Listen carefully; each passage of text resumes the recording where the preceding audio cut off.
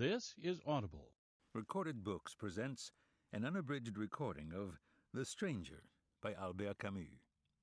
In a translation from the French by Matthew Ward, narrated by Jonathan Davis, and directed by Greta Byram. This book is copyrighted 1988 by Alfred A. Knopf, Incorporated. This recording is copyrighted 2005 by Recorded Books. First published in 1942, and subsequently in English in 1946, L'Étranger, or The Stranger, is one of the most influential novels of the 20th century. Camus' celebrated literary debut, championed by the existential philosopher Jean-Paul Sartre, is generally considered the work that best captures the delusion, nihilism, and malaise of its time.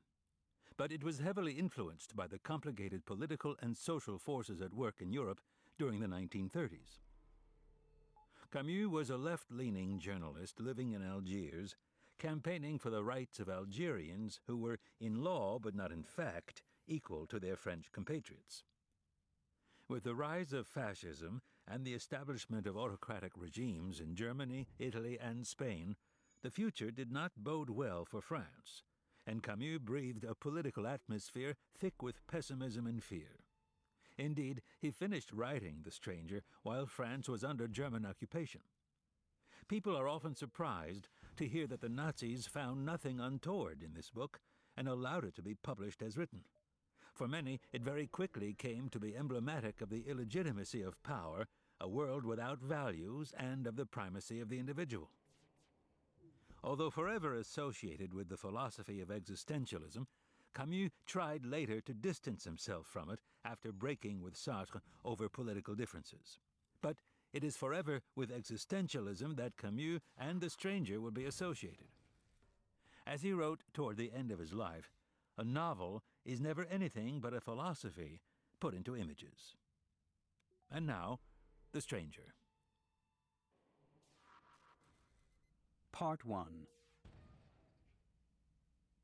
Chapter 1. Maman died today. Or yesterday, maybe, I don't know. I got a telegram from the home. Mother deceased. Funeral tomorrow. Faithfully yours. That doesn't mean anything. Maybe it was yesterday.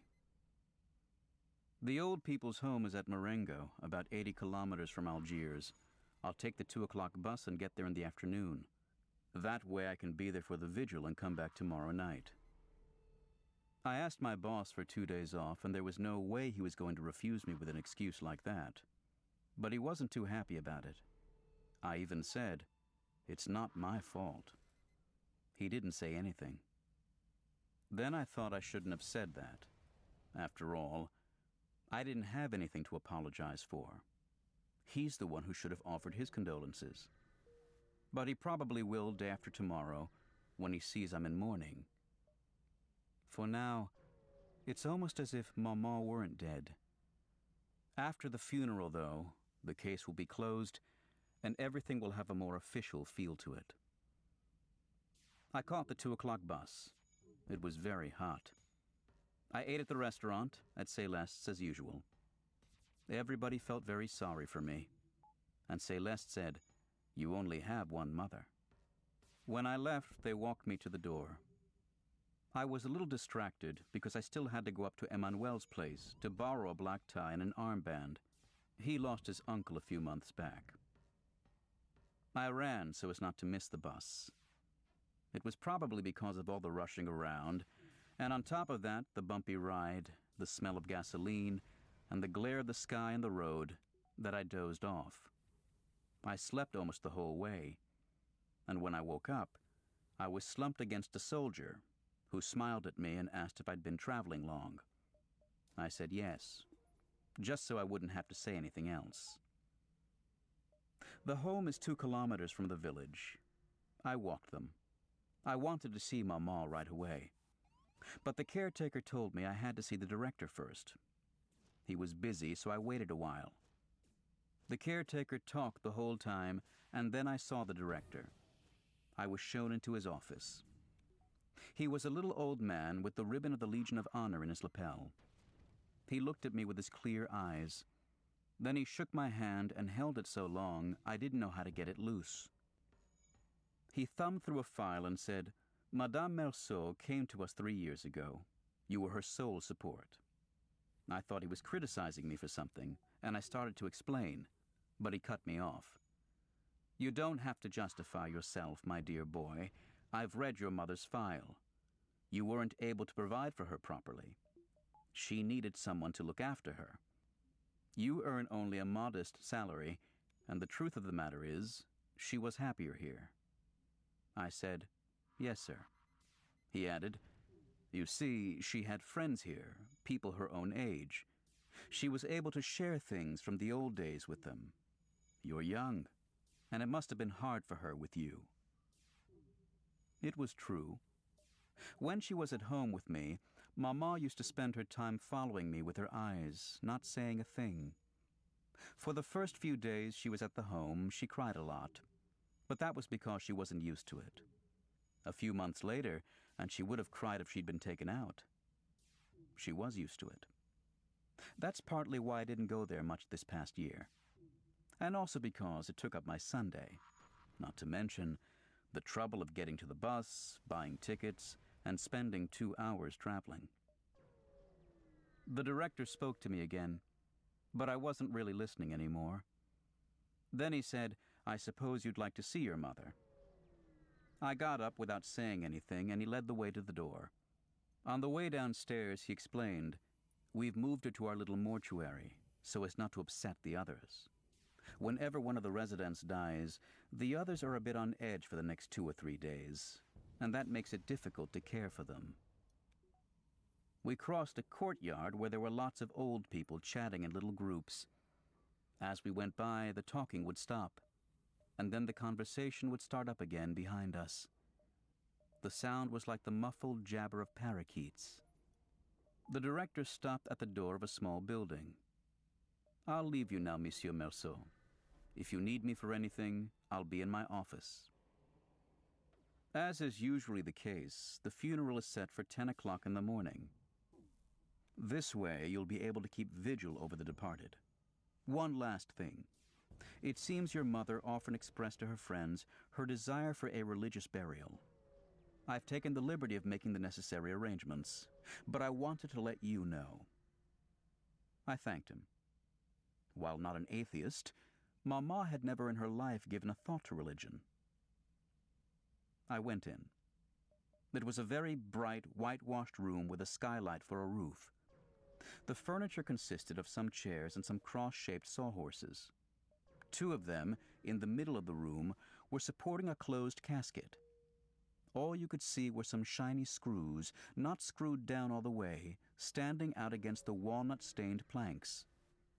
Near the casket was an Arab nurse in a white smock, with a brightly colored scarf on her head. Just then the caretaker came in behind me. He must have been running. He stuttered a little.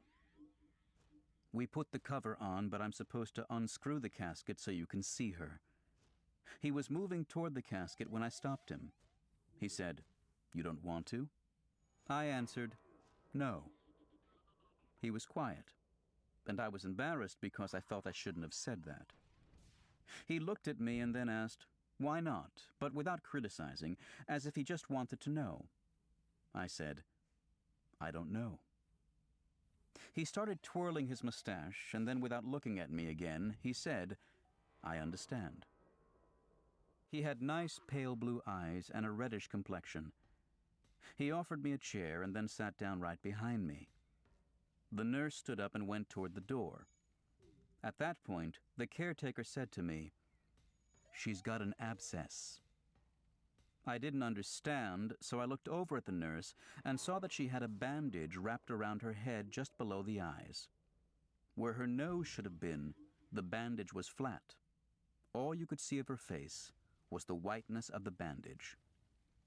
When she'd gone, the caretaker said, "I'll leave you alone." I don't know what kind of gesture I made, but he stayed where he was, behind me. Having this presence breathing down my neck was starting to annoy me.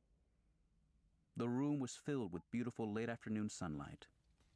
2 hornets were buzzing against the glass roof. I could feel myself getting sleepy. Without turning around, I said to the caretaker, "Have you been here long?" Right away he answered, 5 years, as if he'd been waiting all along for me to ask. After that, he did a lot of talking. He would have been very surprised if anyone had told him he would end up caretaker at the Marengo home. He was 64 and came from Paris. At that point, I interrupted him.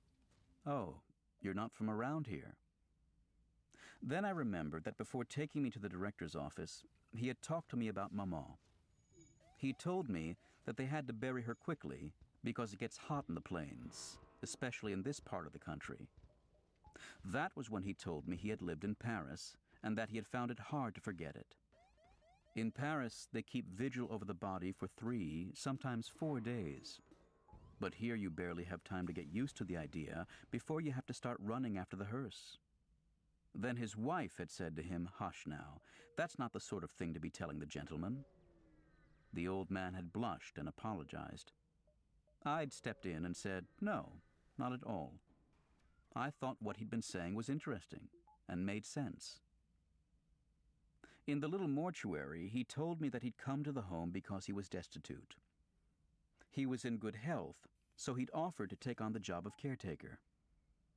I pointed out that even so he was still a resident. He said no, he wasn't. I'd already been struck by the way he had of saying they or the others, and, less often, the old people, talking about the patients when some of them weren't any older than he was. But of course it wasn't the same. He was the caretaker, and to a certain extent, he had authority over them. Just then the nurse came in. Night had fallen suddenly. Darkness had gathered quickly above the skylight. The caretaker turned the switch, and I was blinded by the sudden flash of light. He suggested I go to the dining hall for dinner, but I wasn't hungry. Then he offered to bring me a cup of coffee with milk. I like milk in my coffee, so I said yes, and he came back a few minutes later with a tray. I drank the coffee. Then I felt like having a smoke. But I hesitated because I didn't know if I could do it with Maman right there. I thought about it. It didn't matter. I offered the caretaker a cigarette, and we smoked. At one point he said, "You know, your mother's friends will be coming to keep vigil too. It's customary. I have to go get some chairs and some black coffee." I asked him if he could turn off one of the lights. The glare on the white walls was making me drowsy. He said he couldn't. That was how they'd been wired. It was all or nothing. I didn't pay too much attention to him after that.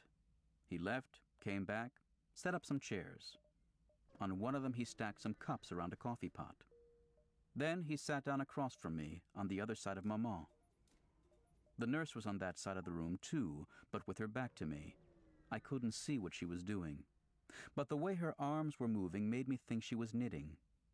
It was pleasant. The coffee had warmed me up, and the smell of flowers on the night air was coming through the open door. I think I dozed off for a while. It was a rustling sound that woke me up. Because I'd had my eyes closed, the whiteness of the room seemed even brighter than before. There wasn't a shadow anywhere in front of me, and every object, every angle and curve stood out so sharply it made my eyes hurt. That's when Maman's friends came in. There were about 10 in all, and they floated into the blinding light without a sound. They sat down without a single chair creaking. I saw them more clearly than I had ever seen anyone, and not one detail of their faces or their clothes escaped me. But I couldn't hear them, and it was hard for me to believe they really existed. Almost all the women were wearing aprons, and the strings, which were tied tight around their waists, made their bulging stomachs stick out even more. I'd never noticed what huge stomachs old women can have. Almost all the men were skinny and carried canes. What struck me most about their faces was that I couldn't see their eyes, just a faint glimmer in a nest of wrinkles. When they'd sat down, most of them looked at me and nodded awkwardly, their lips sucked in by their toothless mouths, so that I couldn't tell if they were greeting me or if it was just a nervous tic. I think they were greeting me. It was then that I realized they were all sitting across from me, nodding their heads, grouped around the caretaker. For a second, I had the ridiculous feeling that they were there to judge me. Soon one of the women started crying. She was in the second row, hidden behind one of her companions, and I couldn't see her very well. She was crying softly, steadily, in little sobs. I thought she'd never stop. The others seemed not to hear her. They sat there hunched up, gloomy and silent. They would look at the casket, or their canes, or whatever else, but that was all they would look at. The woman kept on crying. It surprised me because I didn't know who she was. I wished I didn't have to listen to her anymore, but I didn't dare say anything.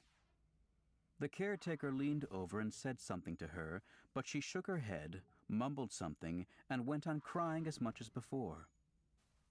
Then the caretaker came around to my side. He sat down next to me. After a long pause, he explained, without looking at me, "She was very close to your mother. She says your mother was her only friend, and now she hasn't got anyone." We just sat there like that for quite a while. The woman's sighs and sobs were quieting down. She sniffled a lot. Then finally she shut up. I didn't feel drowsy anymore, but I was tired and my back was hurting me. Now it was all these people not making a sound that was getting on my nerves. Except that every now and then I'd hear a strange noise and I couldn't figure out what it was. Finally, I realized that some of the old people were sucking at the insides of their cheeks and making these weird smacking noises. They were so lost in their thoughts that they weren't even aware of it. I even had the impression that the dead woman lying in front of them didn't mean anything to them. But I think now that that was a false impression. We all had some coffee served by the caretaker. After that, I don't know anymore. The night passed. I remember opening my eyes at one point and seeing that all the old people were slumped over asleep, except for one old man with his chin resting on the back of his hands wrapped around his cane, who was staring at me as if he were just waiting for me to wake up. Then I dozed off again. I woke up because my back was hurting more and more. Dawn was creeping up over the skylight. Soon afterwards, one of the old men woke up and coughed a lot. He kept hacking into a large checkered handkerchief, and every cough was like a convulsion. He woke the others up, and the caretaker told them that they ought to be going. They got up. The uncomfortable vigil had left their faces ashen-looking. On their way out, and much to my surprise, they all shook my hand, as if that night, during which we hadn't exchanged as much as a single word, had somehow brought us closer together. I was tired. The caretaker took me to his room, and I was able to clean up a little. I had some more coffee and milk, which was very good. When I went outside, the sun was up. Above the hills that separate Marengo from the sea, the sky was streaked with red, and the wind coming over the hills brought the smell of salt with it. It was going to be a beautiful day. It had been a long time since I'd been out in the country, and I could feel how much I'd enjoy going for a walk if it hadn't been for Maman. But I waited in the courtyard under a plane tree. I breathed in the smell of fresh earth, and I wasn't sleepy anymore. I thought of the other guys at the office. They'd be getting up to go to work about this time. For me, that was always the most difficult time of day. I thought about those things a little more, but I was distracted by the sound of a bell ringing inside the buildings. There was some commotion behind the windows, then everything quieted down again. The sun was now a little higher in the sky. It was starting to warm my feet. The caretaker came across the courtyard and told me that the director was asking for me. I went to his office. He had me sign a number of documents. I noticed that he was dressed in black with pinstriped trousers. He picked up the telephone and turned to me. "The undertaker's men arrived a few minutes ago. I'm going to ask them to seal the casket. Before I do, would you like to see your mother one last time?" I said no. He gave the order into the telephone, lowering his voice. "Figeac, tell the men they can go ahead." After that, he told me he would be attending the funeral, and I thanked him. He sat down behind his desk and crossed his short legs. He informed me that he and I would be the only ones there, apart from the nurse on duty. The residents usually weren't allowed to attend funerals. He only let them keep the vigil. "It's more humane that way," he remarked. But in this case, he'd given one of Mother's old friends, Thomas Perez, permission to join the funeral procession. At that, the director smiled. He said, "I'm sure you understand. It's a rather childish sentiment, but he and your mother were almost inseparable. The others used to tease them and say, 'Perez has a fiancée.' He'd laugh. They enjoyed it. And the truth is, he's taking Madame Merceau's death very hard. I didn't think I could rightfully refuse him permission, but on the advice of our visiting physician, I did not allow him to keep the vigil last night." We didn't say anything for quite a long time. The director stood up and looked out the window of his office. A moment later, he said, "Here's the priest from Marengo already. He's early." He warned me that it would take at least 3/4 of an hour to walk to the church, which is in the village itself. We went downstairs. Out in front of the building stood the priest and 2 altar boys. One of them was holding a censer, and the priest was leaning toward him, adjusting the length of its silver chain. As we approached, the priest straightened up. He called me my son and said a few words to me.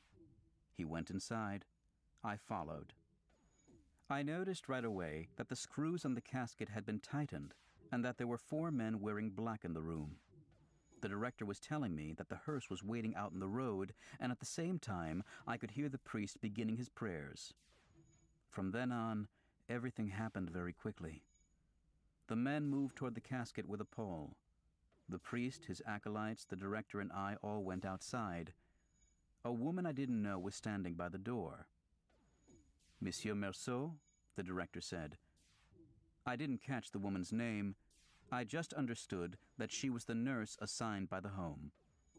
Without smiling, she lowered her long, gaunt face. Then we stepped aside to make way for the body. We followed the pallbearers and left the home. Outside the gate stood the hearse. Varnished, glossy, and oblong, it reminded me of a pencil box.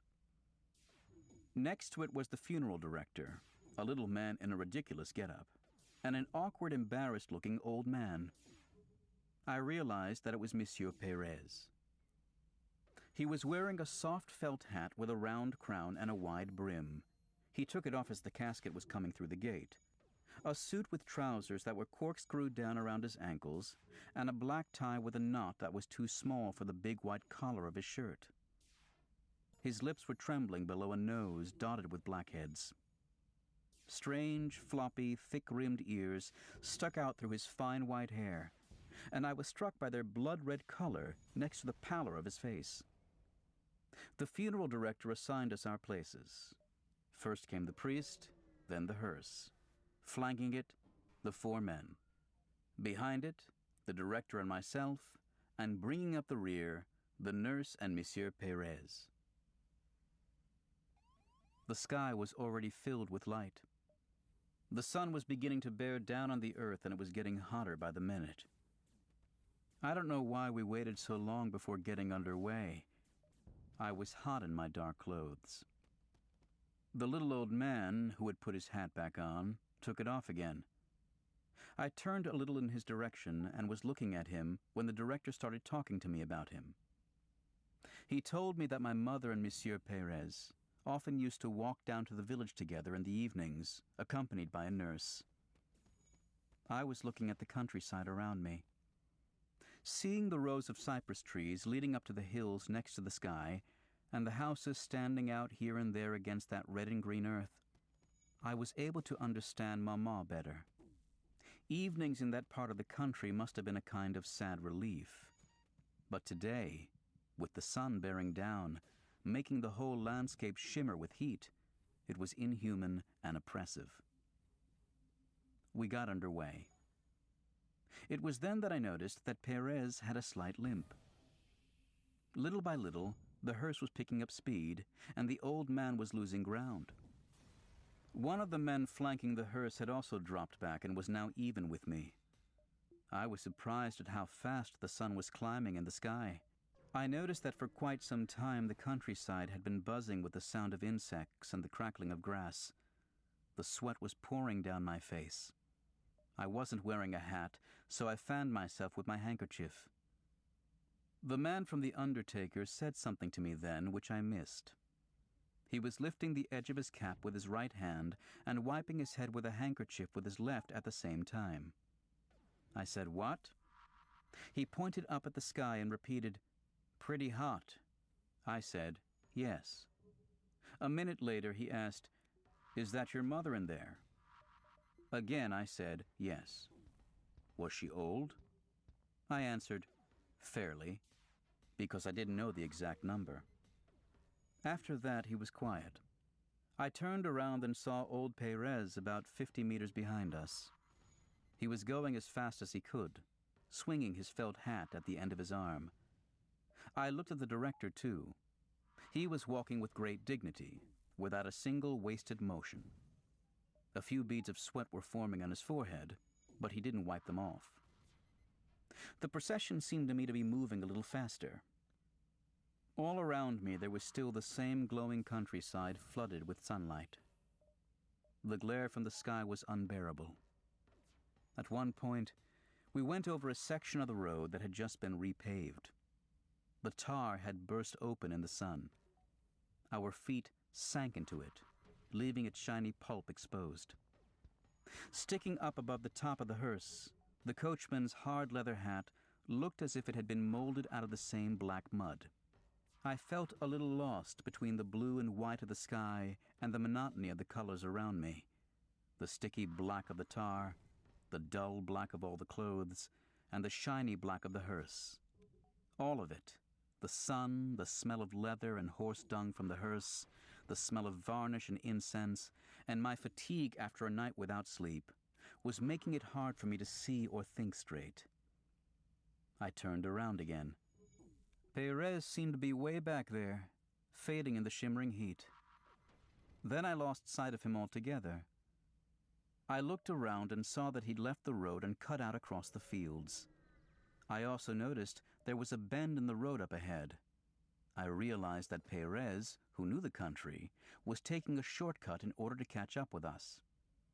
By the time we rounded the bend, he was back with us. Then we lost him again.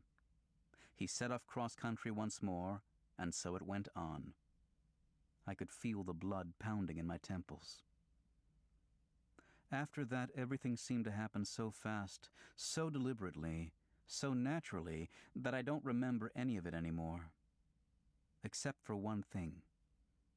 As we entered the village, the nurse spoke to me. She had a remarkable voice, which didn't go with her face at all. A melodious, quavering voice. She said, "If you go slowly, you risk getting sunstroke. But if you go too fast, you work up a sweat and then catch a chill inside the church." She was right. There was no way out. Several other images from that day have stuck in my mind. For instance, Perez's face when he caught up with us for the last time, just outside the village. Big tears of frustration and exhaustion were streaming down his cheeks, but because of all the wrinkles, they weren't dripping off. They spread out and ran together again, leaving a watery film over his ruined face. Then there was the church and the villagers on the sidewalks, the red geraniums on the graves in the cemetery. Perez fainting. He crumpled like a rag doll. The blood-red earth spilling over Mama's casket. The white flesh of the roots mixed in with it. More people, voices, the village, waiting in front of a cafe. The incessant drone of the motor, and my joy when the bus entered the nest of lights that was Algiers, and I knew I was going to go to bed and sleep for 12 hours. Chapter 2. As I was waking up, it came to me why my boss had seemed annoyed when I asked him for 2 days off. Today is Saturday. I'd sort of forgotten, but as I was getting up, it came to me.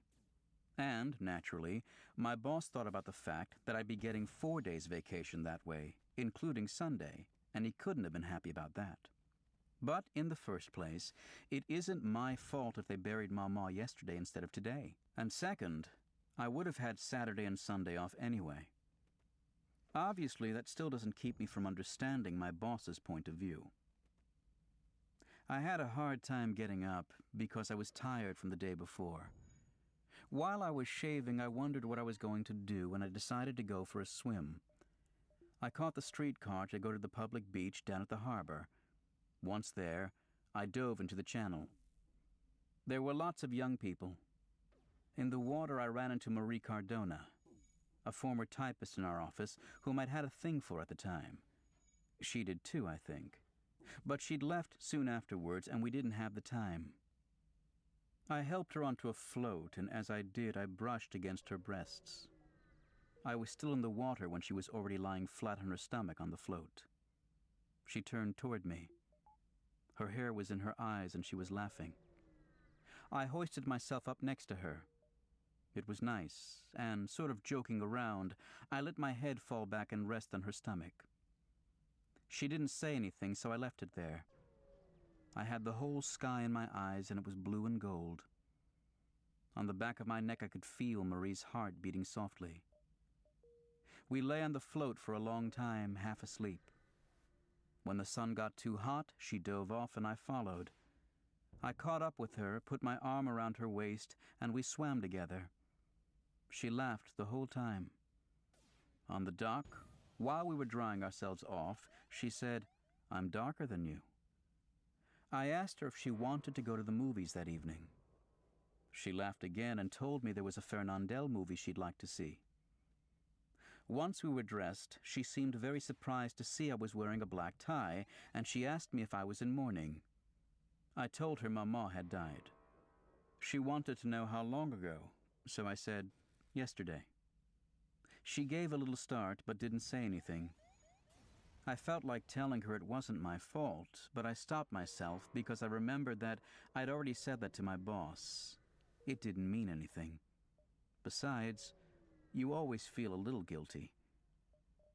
By that evening, Marie had forgotten all about it. The movie was funny in parts, but otherwise it was just too stupid. She had her leg pressed against mine. I was fondling her breasts. Toward the end of the show, I gave her a kiss, but not a good one. She came back to my place. When I woke up, Marie had gone. She'd explained to me that she had to go to her aunt's. I remembered that it was Sunday, and that bothered me. I don't like Sundays. So I rolled over, tried to find the salty smell Marie's hair had left on the pillow, and slept until 10. Then I smoked a few cigarettes, still in bed, till noon. I didn't feel like having lunch at Celeste's like I usually did because they'd be sure to ask questions, and I don't like that. I fixed myself some eggs and ate them out of the pan, without bread, because I didn't have any left, and I didn't feel like going downstairs to buy some. After lunch, I was a little bored, and I wandered around the apartment. It was just the right size when Mama was here. Now it's too big for me, and I've had to move the dining room table into my bedroom. I live in just one room now, with some saggy straw chairs, a wardrobe whose mirror has gone yellow, a dressing table, and a brass bed. I've let the rest go. A little later, just for something to do, I picked up an old newspaper and read it. I cut out an advertisement for Crucian salts and stuck it in an old notebook where I put things from the papers that interest me. I also washed my hands, and then I went out onto the balcony. My room looks out over the main street in the neighborhood. It was a beautiful afternoon. Yet the pavement was wet and slippery, and what few people there were in a hurry. First, it was families out for a walk. 2 little boys in sailor suits, with trousers below the knees, looking a little cramped in their stiff clothes, and a little girl with a big pink bow and black patent leather shoes. Behind them, an enormous mother in a brown silk dress, and the father, a rather frail little man I know by sight. He had on a straw hat and a bow tie and was carrying a walking stick. Seeing him with his wife, I understood why people in the neighborhood said he was distinguished. A little later, the local boys went by, hair greased back, red ties, tight-fitting jackets, with embroidered pocket handkerchiefs and square-toed shoes. I thought they must be heading to the movies in town. That was why they were leaving so early and hurrying toward the streetcar, laughing loudly. After them, the street slowly emptied out. The matinees had all started, I guess. The only ones left were the shopkeepers and the cats. The sky was clear but dull above the fig trees lining the street. On the sidewalk across the way, the tobacconist brought out a chair, set it in front of his door, and straddled it, resting his arms on the back. The streetcars, packed a few minutes before, were almost empty. In the little café Chez Pierrot, next door to the tobacconist's, the waiter was sweeping up the sawdust in the deserted restaurant inside. It was Sunday, all right. I turned my chair around and set it down like the tobacconist's because I found that it was more comfortable that way. I smoked a couple of cigarettes, went inside to get a piece of chocolate, and went back to the window to eat it. Soon after that, the sky grew dark, and I thought we were in for a summer storm. Gradually, though, it cleared up again. But the passing clouds had left a hint of rain hanging over the street, which made it look darker. I sat there for a long time and watched the sky. At 5 o'clock, some streetcars pulled up, clanging away. They were bringing back gangs of fans from the local soccer stadium. They were crowded onto the running boards and hanging from the handrails. The streetcars that followed brought back the players, whom I recognized by their little athletic bags. They were shouting and singing at the tops of their lungs that their team would never die. Several of them waved to me. One of them even yelled up to me, "We beat 'em," and I nodded, as if to say yes. From then on, there was a steady stream of cars. The sky changed again. Above the rooftops, the sky had taken on a reddish glow, and with evening coming on, the streets came to life. People were straggling back from their walks. I recognized the distinguished little man among the others. Children were either crying or lagging behind. Almost all at once, moviegoers spilled out of the neighborhood theaters into the street. The young men among them were gesturing more excitedly than usual, and I thought they must have seen an adventure film. The ones who had gone to the movies in town came back a little later. They looked more serious. They were still laughing, but only now and then, and they seemed tired and dreamy. But they hung around anyway, walking up and down the sidewalk across the street. The local girls, bareheaded, were walking arm in arm. The young men had made sure they would have to bump right into them, and then they would make cracks.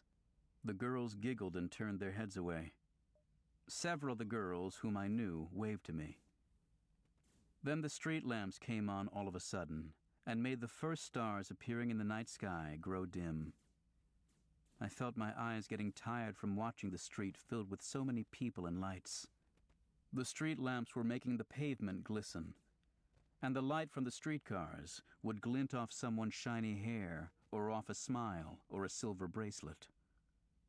Soon afterwards, with the streetcars running less often and the sky already blue above the trees and the lamps, the neighborhood emptied out, almost imperceptibly, until the first cat slowly made its way across the now deserted street.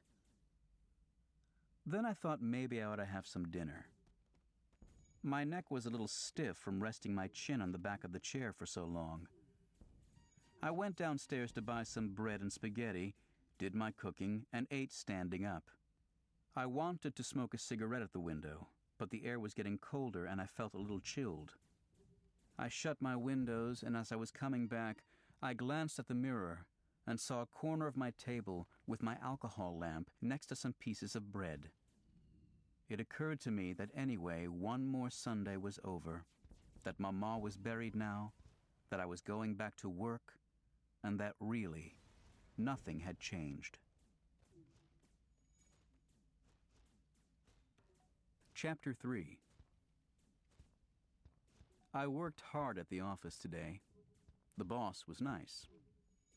He asked me if I wasn't too tired, and he also wanted to know Maman's age. I said about 60, so as not to make a mistake. And I don't know why, but he seemed to be relieved somehow and to consider the matter closed. There was a stack of freight invoices that had piled up on my desk, and I had to go through them all. Before leaving the office to go to lunch, I washed my hands. I really like doing this at lunchtime.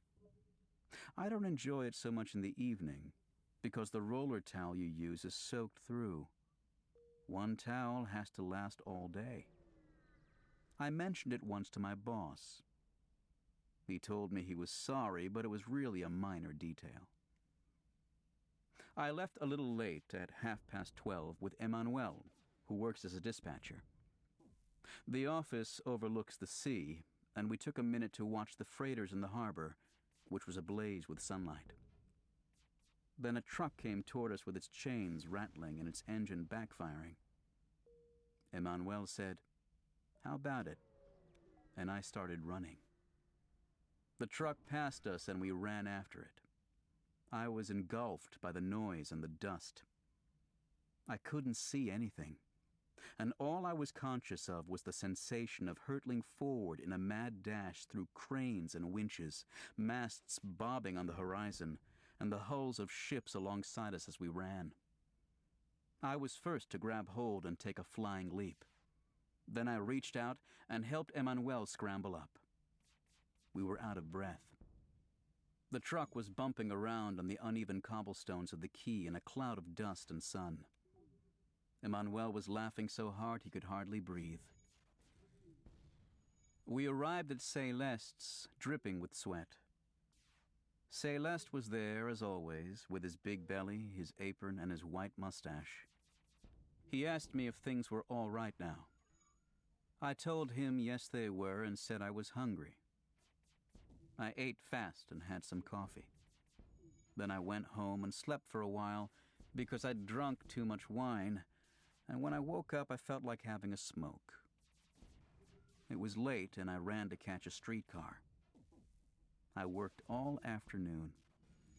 It got very hot in the office, and that evening, when I left, I was glad to walk back slowly along the docks.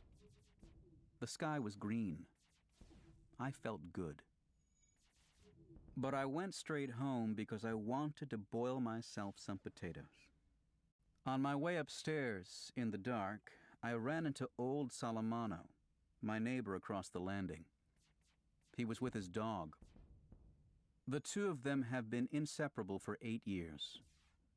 The spaniel has a skin disease, mange, I think, which makes almost all its hair fall out and leaves it covered with brown sores and scabs.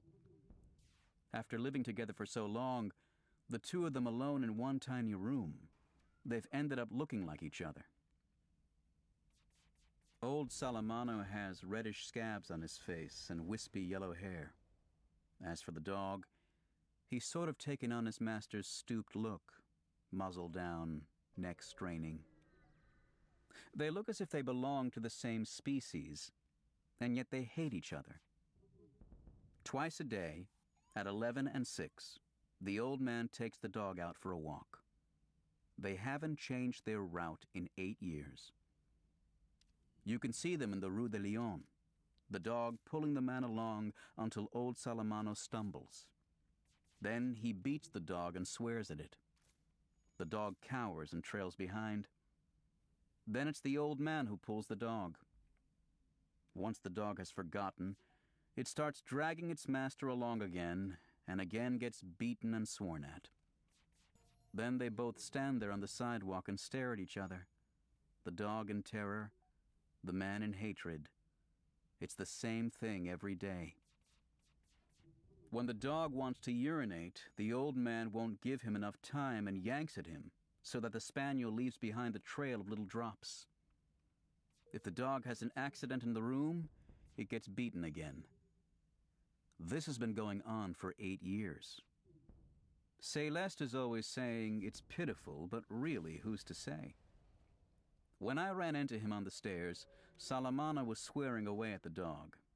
He was saying, "Filthy, stinking bastard," and the dog was whimpering. I said, "Good evening," but the old man just went on cursing. So I asked him what the dog had done. He didn't answer. All he said was, "Filthy, stinking bastard." I could barely see him leaning over his dog, trying to fix something on its collar. I spoke louder. Then, without turning around, he answered with a kind of suppressed rage. "He's always there." Then he left, yanking at the animal, which was letting itself be dragged along, whimpering. Just then my other neighbor came in. The word around the neighborhood is that he lives off women. But when you ask him what he does, he's a warehouse guard. Generally speaking, he's not very popular. But he often talks to me and sometimes stops by my place for a minute because I listen to him. I find what he has to say interesting.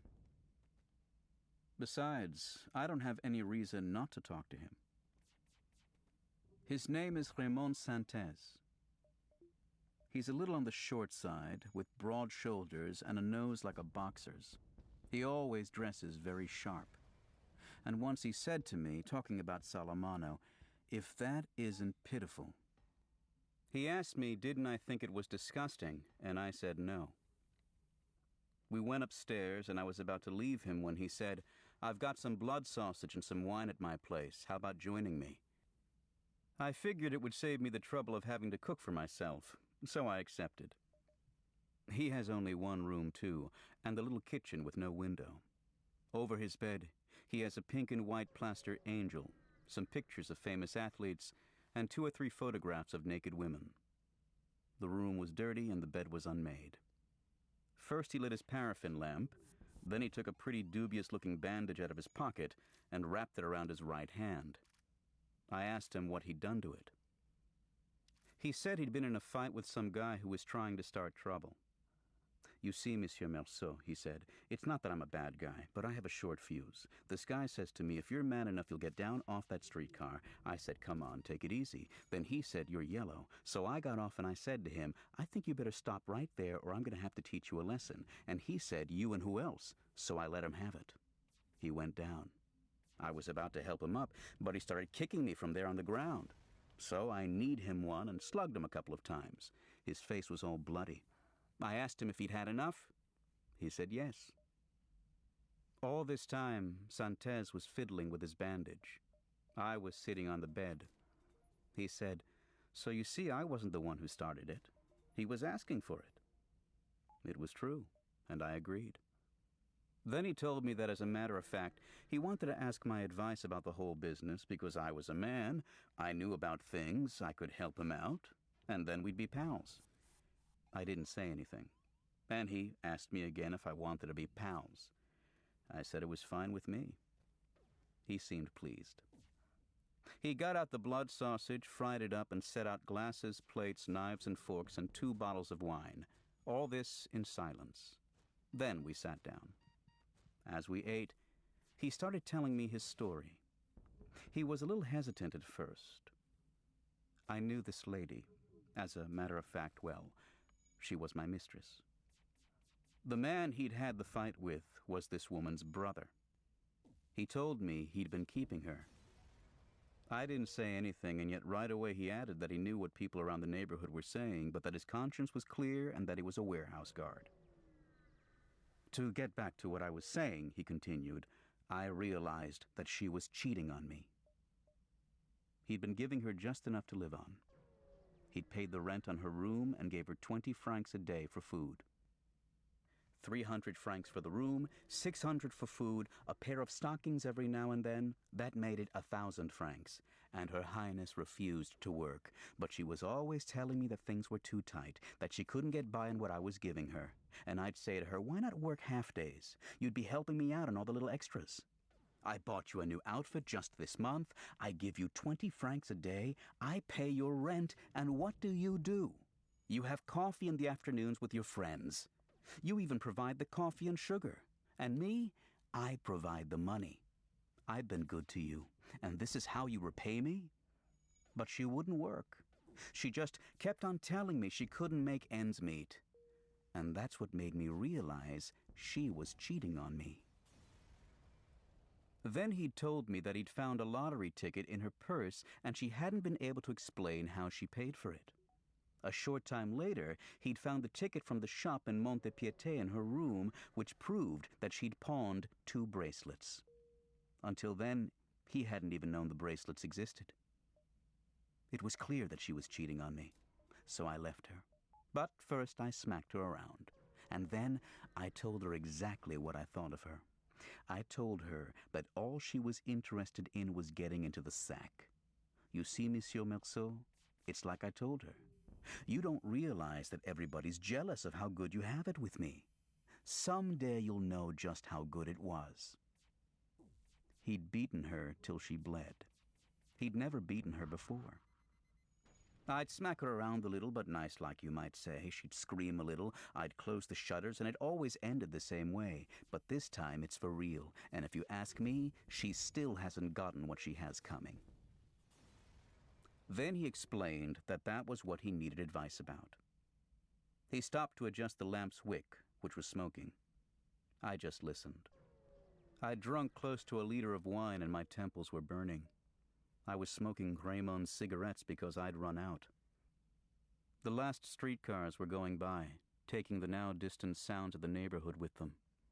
Raymond went on. What bothered him was that he still had sexual feelings for her, but he wanted to punish her. First, he'd thought of taking her to a hotel and calling the vice squad to cause a scandal and have her listed as a common prostitute. After that, he'd looked up some of his underworld friends, but they didn't come up with anything. As Raymond pointed out to me, a lot of good it does being in the underworld. He'd said the same thing to them, and then they'd suggested marking her. But that wasn't what he wanted. He was going to think about it. But first he wanted to ask me something. Before he did, though, he wanted to know what I thought of the whole thing. I said I didn't think anything, but that it was interesting. He asked if I thought she was cheating on him, and it seemed to me she was. If I thought she should be punished, and what I would do in his place. And I said, you can't ever be sure, but I understood his wanting to punish her. I drank a little more wine. He lit a cigarette and let me in on what he was thinking about doing. He wanted to write her a letter, one with a punch and also some things in it to make her sorry for what she's done. Then, when she came running back, he'd go to bed with her, and right at the last minute, he'd spit in her face and throw her out. Yes, that would punish her, I thought. But Raymond told me he didn't think he could write the kind of letter it would take, and that he'd thought of asking me to write it for him. Since I didn't say anything, he asked me if I'd mind doing it right then, and I said no. He downed a glass of wine and then stood up. He pushed aside the plates and the little bit of cold sausage we'd left. He carefully wiped the oilcloth covering the table. Then from a drawer in his night table, he took out a sheet of paper, a yellow envelope, a small red pen box, and a square bottle with purple ink in it. When he told me the woman's name, I realized she was Moorish. I wrote the letter. I did it just as it came to me, but I tried my best to please Raymond because I didn't have any reason not to please him. Then I read it out loud. He listened, smoking and nodding his head. Then he asked me to read it again. He was very pleased. He said, I could tell you knew about these things. I didn't notice at first, but he had stopped calling me Monsieur. It was only when he announced, now you're a pal, Merceau, and said it again, that it struck me. He repeated his remark, and I said, yes. I didn't mind being his pal, and he seemed set on it. He sealed the letter, and we finished off the wine. Then we sat and smoked for a while without saying anything. Outside, everything was quiet. We heard the sound of a car passing. I said, "It's late." Raymond thought so too.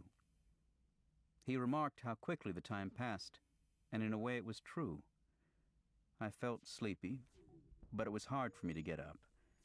I must have looked tired because Raymond told me not to let things get to me. At first I didn't understand. Then he explained that he'd heard about Maman's death, but that it was one of those things that was bound to happen sooner or later. I thought so too. I got up. Raymond gave me a very firm handshake and said that men always understand each other.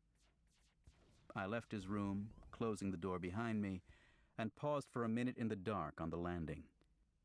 The house was quiet, and a breath of dark, dank air wafted up from deep in the stairwell. All I could hear was the blood pounding in my ears. I stood there, motionless, and in old Salamano's room, the dog whimpered softly.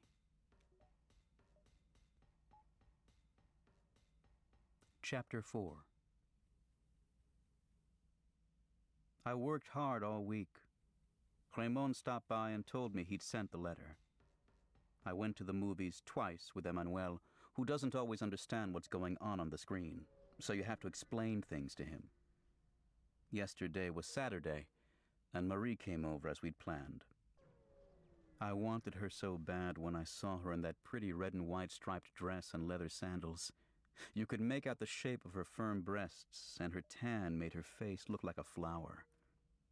We caught a bus and went a few kilometers outside Algiers to a beach with rocks on either end, bordered by shore grass on the land side. The 4 o'clock sun wasn't too hot, but the water was warm, with slow, gently lapping waves. Marie taught me a game. As you swam, you had to skim off the foam from the crest of the waves with your mouth, hold it there, then roll over on your back and spout it out toward the sky. This made a delicate froth which disappeared into the air or fell back in a warm spray over my face. But after a while my mouth was stinging with the salty bitterness. Then Marie swam over to me and pressed herself against me in the water. She put her lips on mine. Her tongue cooled my lips, and we tumbled in the waves for a moment. When we'd gotten dressed again on the beach, Marie looked at me with her eyes sparkling. I kissed her. We didn't say anything more from that point on. I held her to me, and we hurried to catch a bus, get back, go to my place, and throw ourselves onto my bed. I'd left my window open, and the summer night air flowing over our brown bodies felt good. That morning, Marie stayed, and I told her that we would have lunch together. I went downstairs to buy some meat. On my way back upstairs, I heard a woman's voice in Raymond's room. A little later, old Salamano growled at his dog. We heard the sound of footsteps and claws on the wooden stairs, and then, lousy, stinking bastard, and they went down into the street. I told Marie all about the old man, and she laughed. She was wearing a pair of my pajamas with the sleeves rolled up. When she laughed, I wanted her again. A minute later, she asked me if I loved her. I told her it didn't mean anything, but that I didn't think so. She looked sad. But as we were fixing lunch, and for no apparent reason, she laughed in such a way that I kissed her. It was then that we heard what sounded like a fight break out in Raymond's room. First we heard a woman's shrill voice, and then Raymond saying, you used me, I'll teach you to use me." There were some thuds, and the woman screamed, but in such a terrifying way that the landing immediately filled with people. Marie and I went to see, too. The woman was still shrieking, and Raymond was still hitting her. Marie said it was terrible, and I didn't say anything. She asked me to go find a policeman, but I told her I didn't like cops. One showed up anyway with the tenant from the 3rd floor, who's a plumber. The cop knocked on the door, and we couldn't hear anything anymore. He knocked harder, and after a minute, the woman started crying, and Raymond opened the door. He had a cigarette in his mouth and an innocent look on his face. The girl rushed to the door and told the policeman that Raymond had hit her. "What's your name?" the cop said. Raymond told him. "Take that cigarette out of your mouth when you're talking to me," the cop said. Raymond hesitated, looked at me, and took a drag on his cigarette. Right then, the cop slapped him. A thick, heavy smack right across the face. The cigarette went flying across the landing. The look on Raymond's face changed, but he didn't say anything for a minute. And then he asked, in a meek voice, if he could pick up his cigarette. The cop said to go ahead and added, "Next time you'll know better than to clown around with a policeman." Meanwhile, the girl was crying, and she repeated, "He beat me up. He's a pimp." "Officer," Raymond asked, "is that legal, calling a man a pimp like that?" But the cop ordered him to shut his trap. Then Raymond turned to the girl and said, "You just wait, sweetheart. We're not through yet." The cop told him to knock it off and said that the girl was to go and he was to stay in his room and wait to be summoned to the police station. He also said that Raymond ought to be ashamed to be so drunk that he'd have the shakes like that. Then Raymond explained, "I'm not drunk, officer. It's just that I'm here and you're there and I'm shaking. I can't help it." He shut his door and everybody went away. Marie and I finished fixing lunch, but she wasn't hungry. I ate almost everything. She left at 1 o'clock, and I slept a while. Around 3 o'clock, there was a knock on my door, and Raymond came in. I didn't get up. He sat down on the edge of my bed. He didn't say anything for a minute, and I asked him how it had all gone. He told me that he'd done what he wanted to do, but that she'd slapped him, and so he'd beaten her up. I'd seen the rest. I told him it seemed to me that she'd gotten her punishment now, and he ought to be happy. He thought so too, and he pointed out that the cop could do anything he wanted. It wouldn't change the fact that she'd gotten her beating.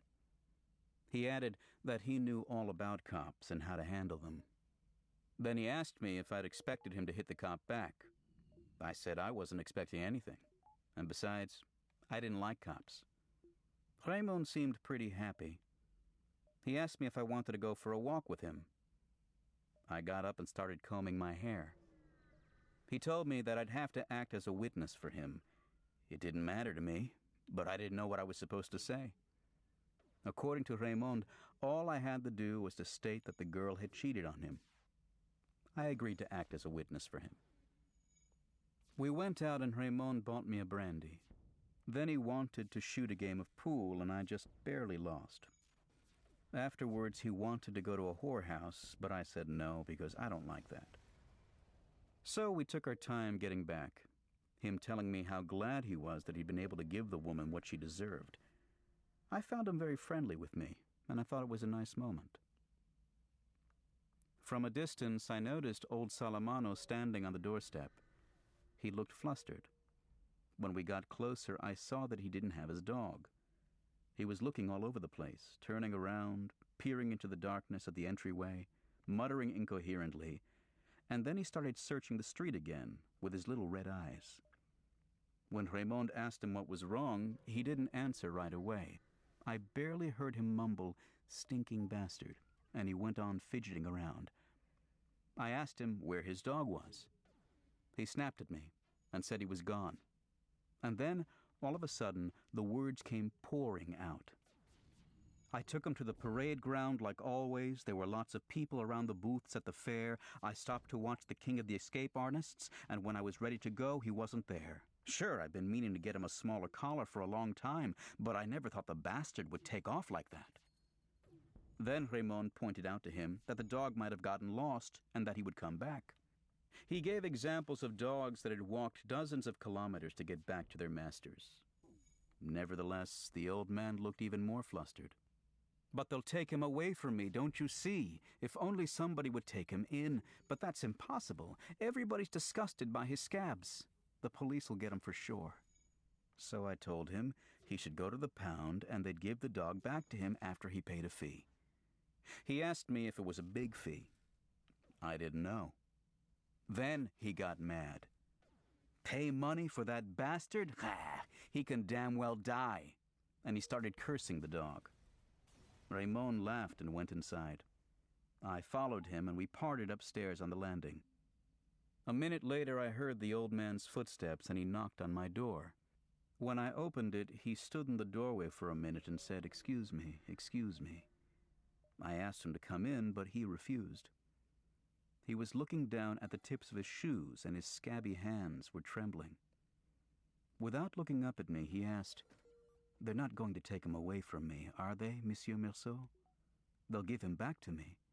Otherwise, what's going to happen to me?"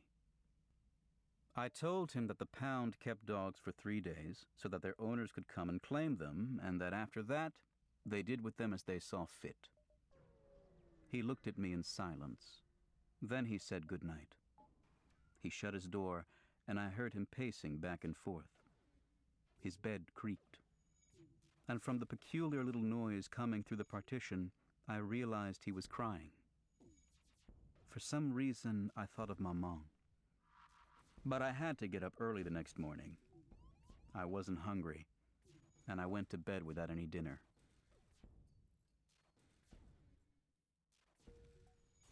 Chapter 5. Raymond called me at the office. He told me that a friend of his, he'd spoken to him about me, had invited me to spend the day Sunday at his little beach house, near Algiers. I said I'd really like to, but I'd promised to spend the day with a girlfriend. Raymond immediately told me that she was invited too. His friend's wife would be very glad not to be alone with a bunch of men. I wanted to hang up right away because I know the boss doesn't like people calling us from town. But Raymond asked me to hang on and told me he could have passed on the invitation that evening, but he had something else to tell me. He'd been followed all day by a group of Arabs, one of whom was the brother of his former mistress.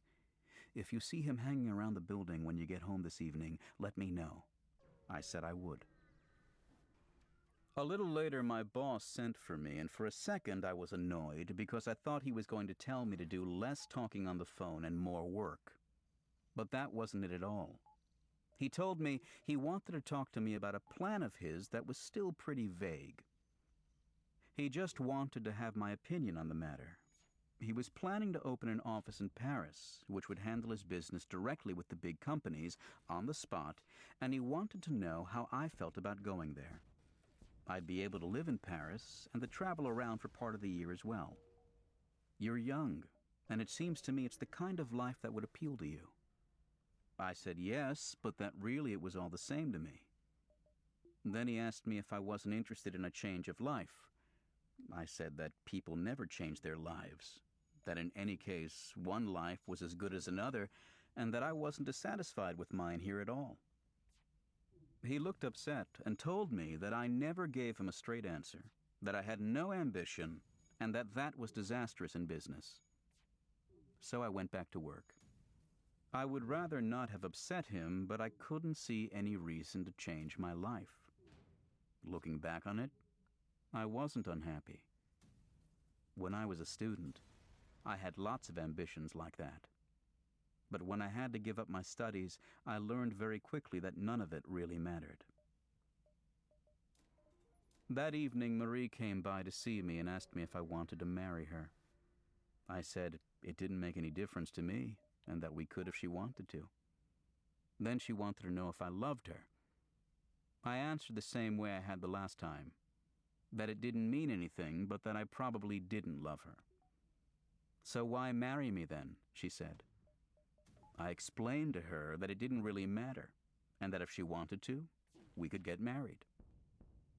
Besides, she was the one who was doing the asking, and all I was saying was yes. Then she pointed out that marriage was a serious thing. I said no. She stopped talking for a minute and looked at me without saying anything. Then she spoke. She just wanted to know if I would have accepted the same proposal from another woman, with whom I was involved in the same way. I said sure. Then she said she wondered if she loved me, and there was no way I could know about that. After another moment's silence, she mumbled that I was peculiar, that was probably why she loved me, but that one day I might hate her for the same reason. I didn't say anything, because I didn't have anything to add. So she took my arm with a smile and said she wanted to marry me. I said we could do it whenever she wanted. Then I told her about my boss's proposition, and she said she'd love to see Paris. I told her that I'd lived there once, and she asked me what it was like. I said. It's dirty. Lots of pigeons and dark courtyards. Everybody's pale. Then we went for a walk through the main streets to the other end of town. The women were beautiful, and I asked Marie if she'd noticed. She said yes, and that she understood what I meant. For a while, neither of us said anything. But I wanted her to stay with me, and I told her we could have dinner together at Céleste's. She would have liked to, but she had something to do. We were near my place, and I said goodbye to her. She looked at me. Don't you want to know what I have to do? I did, but I hadn't thought to ask, and she seemed to be scolding me. Then, seeing me so confused, she laughed again, and she moved toward me with her whole body to offer me her lips. I had dinner at Céleste's. I'd already started eating when a strange little woman came in and asked me if she could sit at my table. Of course she could. Her gestures were jerky, and she had bright eyes in a little face like an apple. She took off her jacket, sat down, and studied the menu feverishly. She called Céleste over and ordered her whole meal all at once, in a voice that was clear and very fast at the same time. While she was waiting for her first course, she opened her bag, took out a slip of paper and a pencil, added up the bill in advance, then took the exact amount, plus tip, out of a vest pocket and set it down on the table in front of her. At that point, the waiter brought her first course, and she gulped it down. While waiting for the next course, she again took out of her bag a blue pencil and a magazine that listed the radio programs for the week. One by one, and with great care, she checked off almost every program. Since the magazine was about a dozen pages long, she meticulously continued this task throughout the meal. I had already finished, and she was still checking away with the same zeal. Then she stood up, put her jacket back on with the same robot-like movements, and left. I didn't have anything to do, so I left too and followed her for a while. She had positioned herself right next to the curb and was making her way with incredible speed and assurance, never once swerving or looking around. I eventually lost sight of her and turned back. I thought about how peculiar she was, but forgot about her a few minutes later.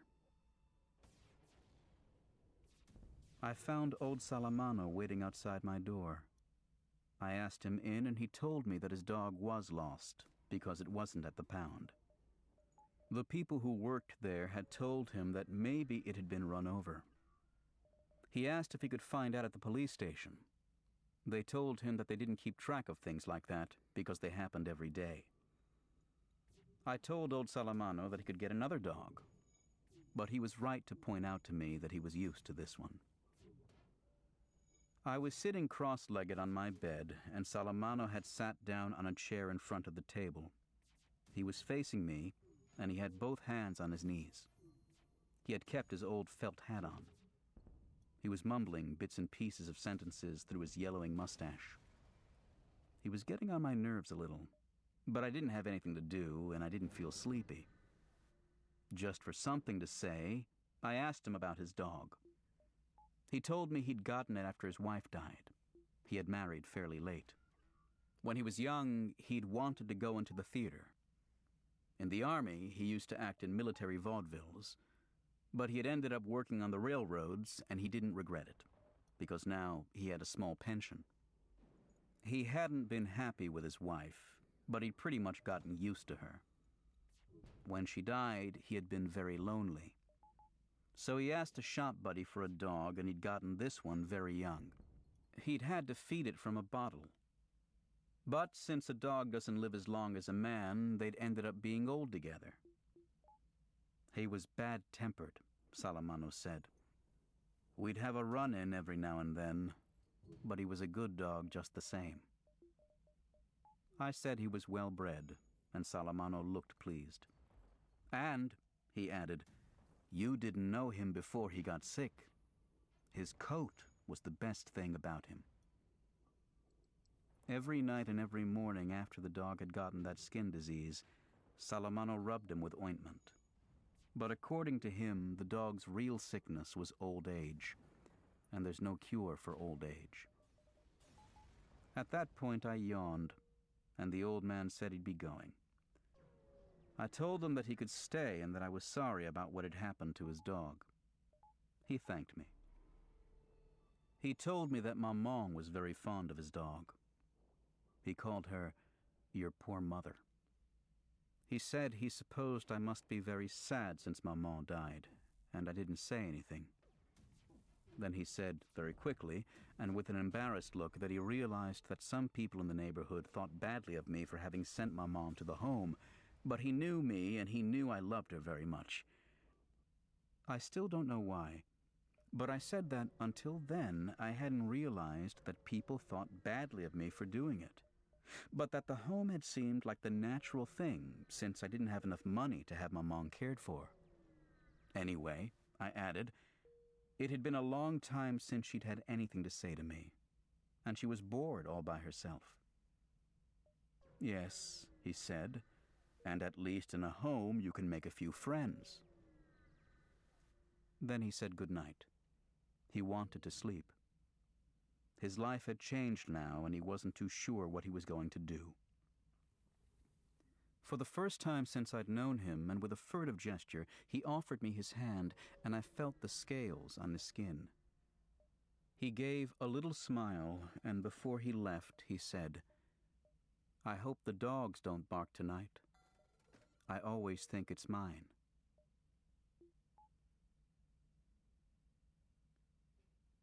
Chapter 6. I had a hard time waking up on Sunday, and Marie had to call me and shake me. We didn't eat anything because we wanted to get to the beach early. I felt completely drained, and I had a slight headache. My cigarette tasted bitter. Marie made fun of me because she said I had on a funeral face. She had put on a white linen dress and let her hair down. I told her she was beautiful, and she laughed with delight. On our way downstairs, we knocked on Raymond's door. He told us he'd be right down. Once out in the street, because I was so tired and also because we hadn't opened the blinds, the day, already bright with sun, hit me like a slap in the face. Marie was jumping with joy and kept on saying what a beautiful day it was. I felt a little better, and I noticed that I was hungry. I told Marie, who pointed to her oilcloth bag where she'd put our bathing suits and a towel. I just had to wait, and then we heard Raymond shutting his door. He had on blue trousers and a white short-sleeved shirt. But he'd put on a straw hat, which made Marie laugh, and his forearms were all white under the black hairs.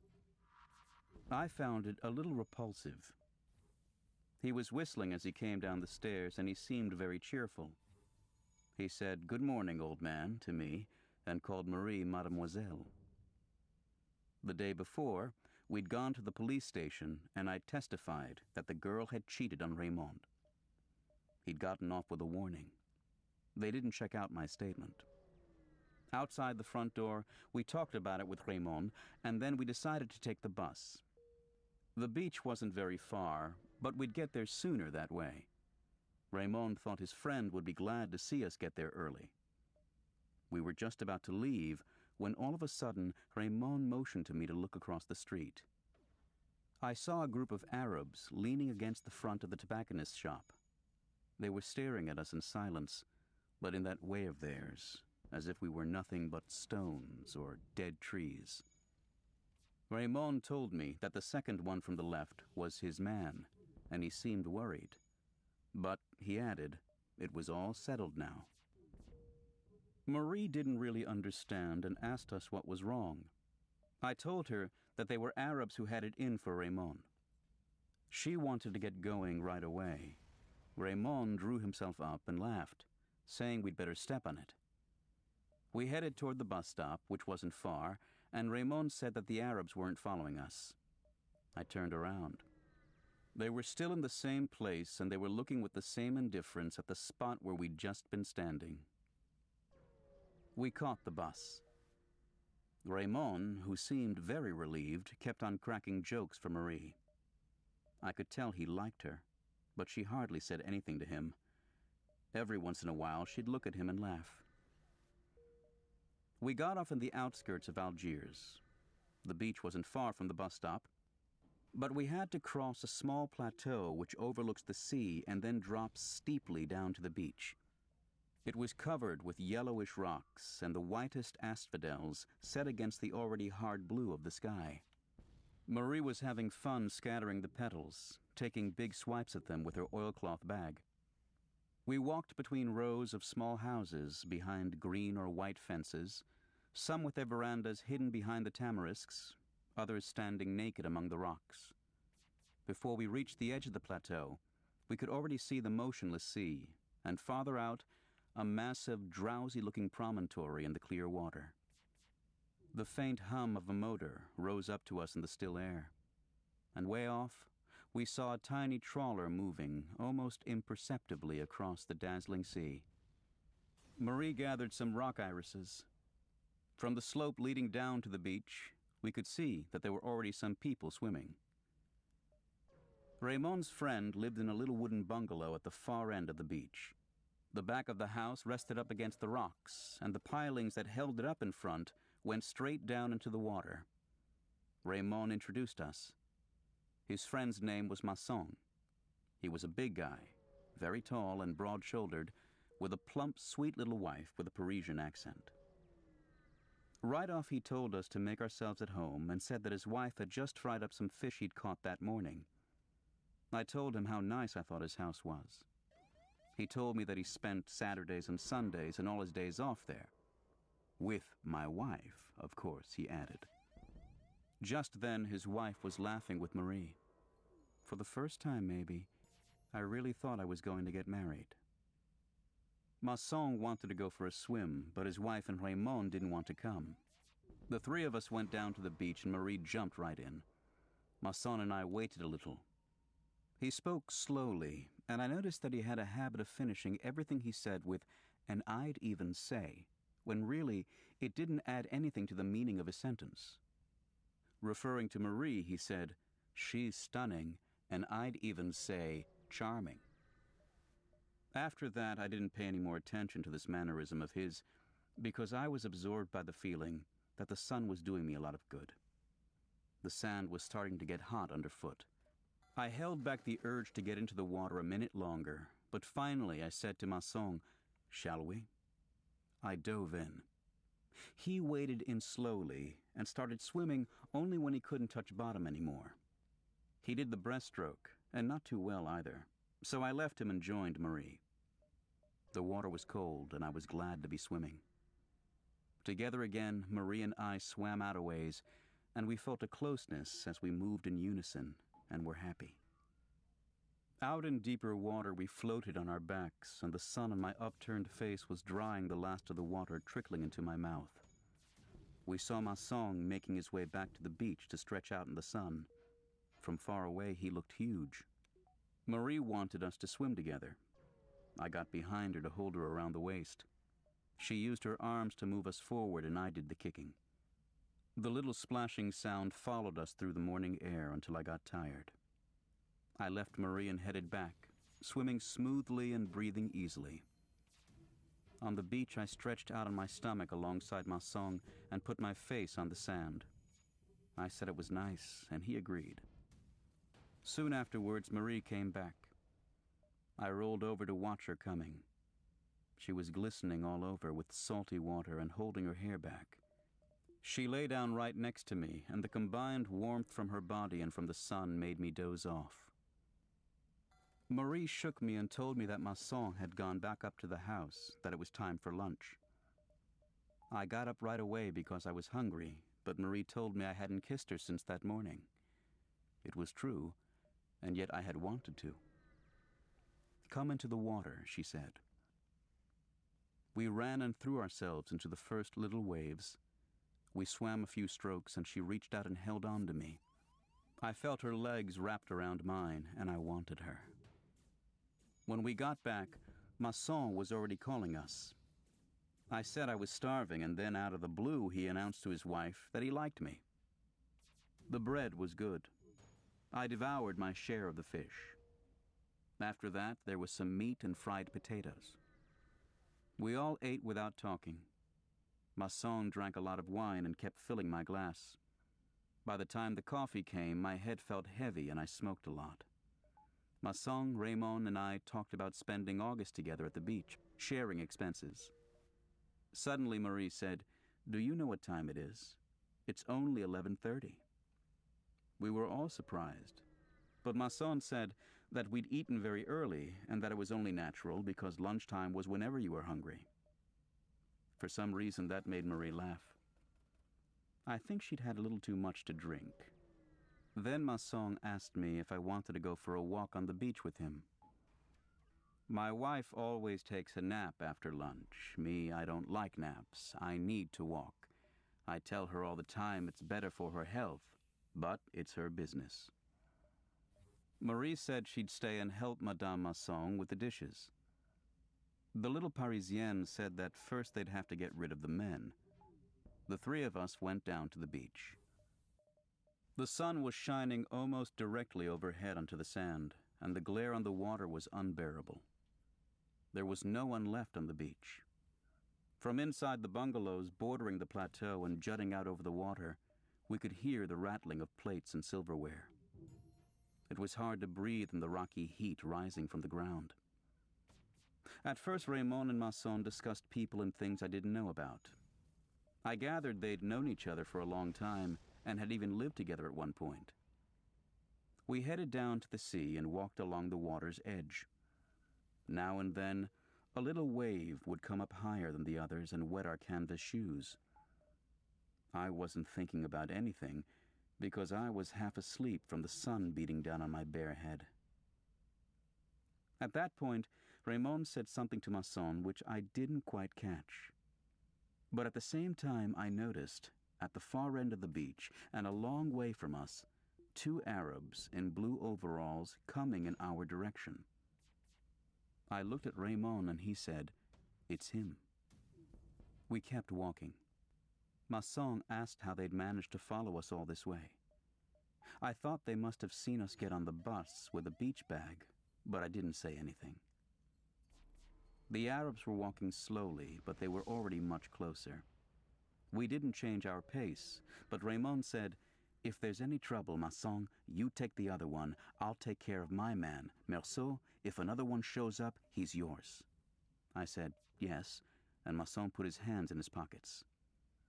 The blazing sand looked red to me now. We moved steadily toward the Arabs. The distance between us was getting shorter and shorter. When we were just a few steps away from each other, the Arabs stopped. Masson and I slowed down. Raymond went right up to his man. I couldn't hear what he said to him, but the other guy made a move as though he were going to butt him. Then Raymond struck the first blow and called Masson right away. Masson went for the one that had been pointed out as his and hit him twice as hard as he could. The Arab fell flat in the water, face down, and lay there for several seconds with bubbles bursting on the surface around his head. Meanwhile, Raymond had landed one too, and the other Arab's face was bleeding. Raymond turned to me and said, "Watch this. I'm gonna let him have it now." I shouted, "Look out, he's got a knife."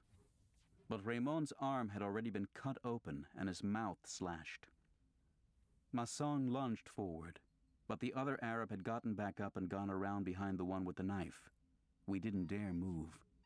They started backing off slowly, without taking their eyes off us, keeping us at bay with the knife. When they thought they were far enough away, they took off running as fast as they could while we stood there motionless in the sun, and Raymond clutched at his arm, dripping with blood. Masson immediately said there was a doctor who spent his Sundays up on the plateau. Raymond wanted to go see him right away, but every time he tried to talk, the blood bubbled in his mouth. We steadied him and made our way back to the bungalow as quickly as we could.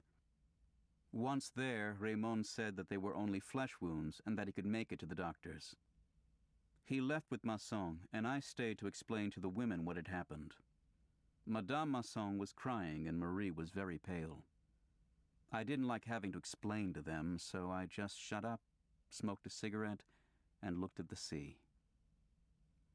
Raymond came back with Masson around 1:30. His arm was bandaged up, and he had an adhesive plaster on the corner of his mouth. The doctor had told him that it was nothing, but Raymond looked pretty grim. Masson tried to make him laugh, but he still wouldn't say anything. When he said he was going down to the beach, I asked him where he was going. He said he wanted to get some air. Masson and I said we'd go with him, but that made him angry and he swore at us. Masson said not to argue with him. I followed him anyway. We walked on the beach for a long time. By now the sun was overpowering. It shattered into little pieces on the sand and water. I had the impression that Raymond knew where he was going, but I was probably wrong. At the far end of the beach, we finally came to a little spring running down through the sand behind a large rock. There we found our two Arabs. They were lying down in their greasy overalls. They seemed perfectly calm and almost content. Our coming changed nothing. The one who had attacked Raymond was looking at him without saying anything. The other one was blowing through a little reed over and over again, watching us out of the corner of his eye. He kept repeating the only 3 notes he could get out of his instrument. The whole time there was nothing but the sun and the silence, with the low gurgling from the spring and the 3 notes. Then Raymond put his hand in his hip pocket, but the others didn't move. They just kept looking at each other. I noticed that the toes on the one playing the flute were tensed, but without taking his eyes off his adversary, Raymond asked me, should I let him have it? I thought that if I said no, he'd get himself all worked up and shoot for sure. All I said was, he hasn't said anything yet. It'd be pretty lousy to shoot him like that. You could still hear the sound of the water and the flute deep within the silence and the heat. Then Raymond said, so I'll call him something, and when he answers back, I'll let him have it. I answered, right. But if he doesn't draw his knife, you can't shoot. Raymond started getting worked up. The other Arab went on playing, and both of them were watching every move Raymond made. No, I said to Raymond, take him on man to man and give me your gun. If the other one moves in, or if he draws his knife, I'll let him have it. The sun glinted off Raymond's gun as he handed it to me, but we just stood there motionless, as if everything had closed in around us. We stared at each other without blinking, and everything came to a stop there between the sea, the sand, and the sun, and the double silence of the flute and the water. It was then that I realized that you could either shoot or not shoot. But all of a sudden, the Arabs, backing away, slipped behind the rock. So Raymond and I turned and headed back the way we'd come. He seemed better and talked about the bus back. I went with him as far as the bungalow, and as he climbed the wooden steps, I just stood there at the bottom, my head ringing from the sun, unable to face the effort it would take to climb the wooden staircase and face the women again. But the heat was so intense that it was just as bad standing still in the blinding stream falling from the sky. To stay or to go, it amounted to the same thing. A minute later, I turned back toward the beach and started walking. There was the same dazzling red glare. The sea gasped for air with each shallow, stifled little wave that broke on the sand. I was walking slowly toward the rocks, and I could feel my forehead swelling under the sun. All that heat was pressing down on me and making it hard for me to go on. And every time I felt a blast of its hot breath strike my face, I gritted my teeth, clenched my fists in my trouser pockets, and strained every nerve in order to overcome the sun and the thick drunkenness it was spilling over me. With every blade of light that flashed off the sand, from a bleached shell or a piece of broken glass, my jaws tightened. I walked for a long time. From a distance I could see the small dark mass of rock surrounded by a blinding halo of light and sea spray. I was thinking of the cool spring behind the rock. I wanted to hear the murmur of its water again, to escape the sun and the strain and the women's tears, and to find shade and rest again at last. But as I got closer, I saw that Ramon's man had come back. He was alone. He was lying on his back, with his hands behind his head, his forehead in the shade of the rock, the rest of his body in the sun. His blue overalls seemed to be steaming in the heat. I was a little surprised. As far as I was concerned, the whole thing was over, and I'd gone there without even thinking about it. As soon as he saw me, he sat up a little and put his hand in his pocket. Naturally, I gripped Ramon's gun inside my jacket. Then he lay back again, but without taking his hand out of his pocket. I was pretty far away from him, about 10 meters or so. I could tell he was glancing at me now and then through half-closed eyes. But most of the time, he was just a form shimmering before my eyes in the fiery air. The sound of the waves was even lazier, more drawn out than at noon. It was the same sun, the same light still shining on the same sand as before. For 2 hours, the day had stood still. For 2 hours, it had been anchored in a sea of molten lead. On the horizon, a tiny steamer went by, and I made out the black dot from the corner of my eye because I hadn't stopped watching the Arab. It occurred to me that all I had to do was turn around and that would be the end of it. But the whole beach, throbbing in the sun, was pressing on my back. I took a few steps toward the spring. The Arab didn't move. Besides, he was still pretty far away. Maybe it was the shadows on his face, but it looked like he was laughing. I waited. The sun was starting to burn my cheeks, and I could feel drops of sweat gathering in my eyebrows. The sun was the same as it had been the day I'd buried Maman, and like then, my forehead especially was hurting me, all the veins in it throbbing under the skin. It was this burning, which I couldn't stand anymore, that made me move forward. I knew that it was stupid, that I wouldn't get the sun off me by stepping forward, but I took a step. One step forward.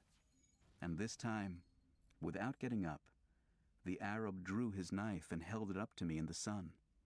The light shot off the steel, and it was like a long flashing blade cutting at my forehead.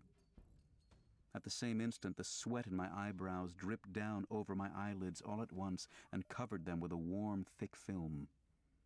My eyes were blinded behind the curtain of tears and salt. All I could feel were the symbols of sunlight crashing on my forehead, and indistinctly, the dazzling spear flying up from the knife in front of me. The scorching blade slashed at my eyelashes and stabbed at my stinging eyes. That's when everything began to reel.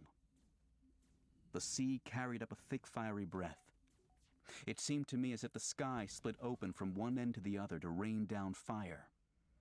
My whole being tensed, and I squeezed my hand around the revolver. The trigger gave. I felt the smooth underside of the butt.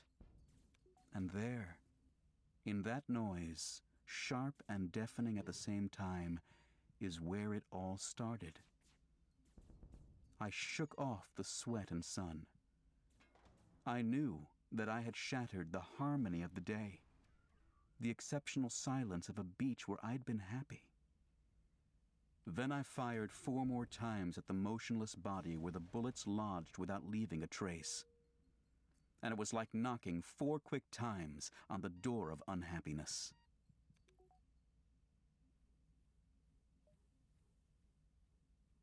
Part 2. Chapter 1. Right after my arrest, I was questioned several times. But it was just so they could find out who I was, which didn't take long. The first time at the police station, nobody seemed very interested in my case. A week later, however, the examining magistrate looked me over with curiosity. But to get things started, he simply asked my name and address, my occupation, the date and place of my birth. Then he wanted to know if I had hired an attorney. I admitted I hadn't and inquired whether it was really necessary to have one. "Why do you ask?" he said. I said, "I thought my case was pretty simple." He smiled and said, "That's your opinion, but the law is the law. If you don't hire an attorney yourself, the court will appoint one." I thought it was very convenient that the court should take care of those details. I told him so. He agreed with me and concluded that it was a good law. At first, I didn't take him seriously. I was led into a curtained room. There was a single lamp on his desk, which was shining on a chair where he had me sit while he remained standing in the shadows. I had read descriptions of scenes like this in books, and it all seemed like a game to me. After our conversation, though, I looked at him and saw a tall, fine-featured man with deep-set blue eyes, a long gray mustache, and lots of thick, almost white hair. He struck me as being very reasonable, and overall quite pleasant, despite a nervous tic which made his mouth twitch now and then. On my way out, I was even going to shake his hand, but just in time, I remembered that I had killed a man. The next day, a lawyer came to see me at the prison. He was short and chubby, quite young, his hair carefully slicked back. Despite the heat, I was in my shirt sleeves. He had on a dark suit, a wing collar, and an odd-looking tie with broad black and white stripes. He put the briefcase he was carrying down on my bed, introduced himself, and said he had gone over my file. My case was a tricky one, but he had no doubts we'd win if I trusted him. I thanked him, and he said, "Let's get down to business." He sat down on the bed and explained to me that there had been some investigations into my private life. It had been learned that my mother had died recently at the home. Inquiries had then been made in Marengo. The investigators had learned that I had shown insensitivity the day of Maman's funeral. "You understand," my lawyer said, "it's a little embarrassing for me to have to ask you this, but it's very important, and it will be a strong argument for the prosecution if I can't come up with some answers." He wanted me to help him. He asked if I had felt any sadness that day. The question caught me by surprise, and it seemed to me that I would have been very embarrassed if I'd had to ask it. Nevertheless, I answered that I had pretty much lost the habit of analyzing myself, and that it was hard for me to tell him what he wanted to know. I probably did love Maman, but that didn't mean anything. At one time or another, all normal people have wished their loved ones were dead. Here the lawyer interrupted me, and he seemed very upset. He made me promise I wouldn't say that at my hearing or in front of the examining magistrate. I explained to him, however, that my nature was such that my physical needs often got in the way of my feelings. The day I buried Maman, I was very tired and sleepy, so much so that I wasn't really aware of what was going on. What I can say for certain is that I would rather Maman hadn't died. But my lawyer didn't seem satisfied. He said, "That's not enough." He thought for a minute. He asked me if he could say that that day I had held back my natural feelings. I said no, because it's not true. He gave me a strange look, as if he found me slightly disgusting. He told me in an almost snide way that in any case, the director and the staff of the home would be called as witnesses, and that things could get very nasty for me. I pointed out to him that none of this had anything to do with my case, but all he said was that it was obvious I had never had any dealings with the law. He left, looking angry. I wished I could have made him stay, to explain that I wanted things between us to be good. Not so he'd defend me better, but, if I can put it this way, good in a natural way. Mostly I could tell I made him feel uncomfortable. He didn't understand me, and he was sort of holding it against me. I felt the urge to reassure him that I was like everybody else, just like everybody else. But really, there wasn't much point, and I gave up the idea out of laziness. Shortly after that, I was taken before the examining magistrate again. It was 2 o'clock in the afternoon, and this time his office was filled with sunlight, barely softened by a flimsy curtain. It was very hot. He had me sit down and very politely informed me that, due to unforeseen circumstances, my lawyer had been unable to come. But I had the right to remain silent and to wait for my lawyer's counsel. I said that I could answer for myself. He pressed a button on the table. A young clerk came in and sat down right behind me. The two of us leaned back in our chairs. The examination began. He started out by saying that people were describing me as a taciturn and withdrawn person, and he wanted to know what I thought. I answered, "It's just that I don't have much to say, so I keep quiet."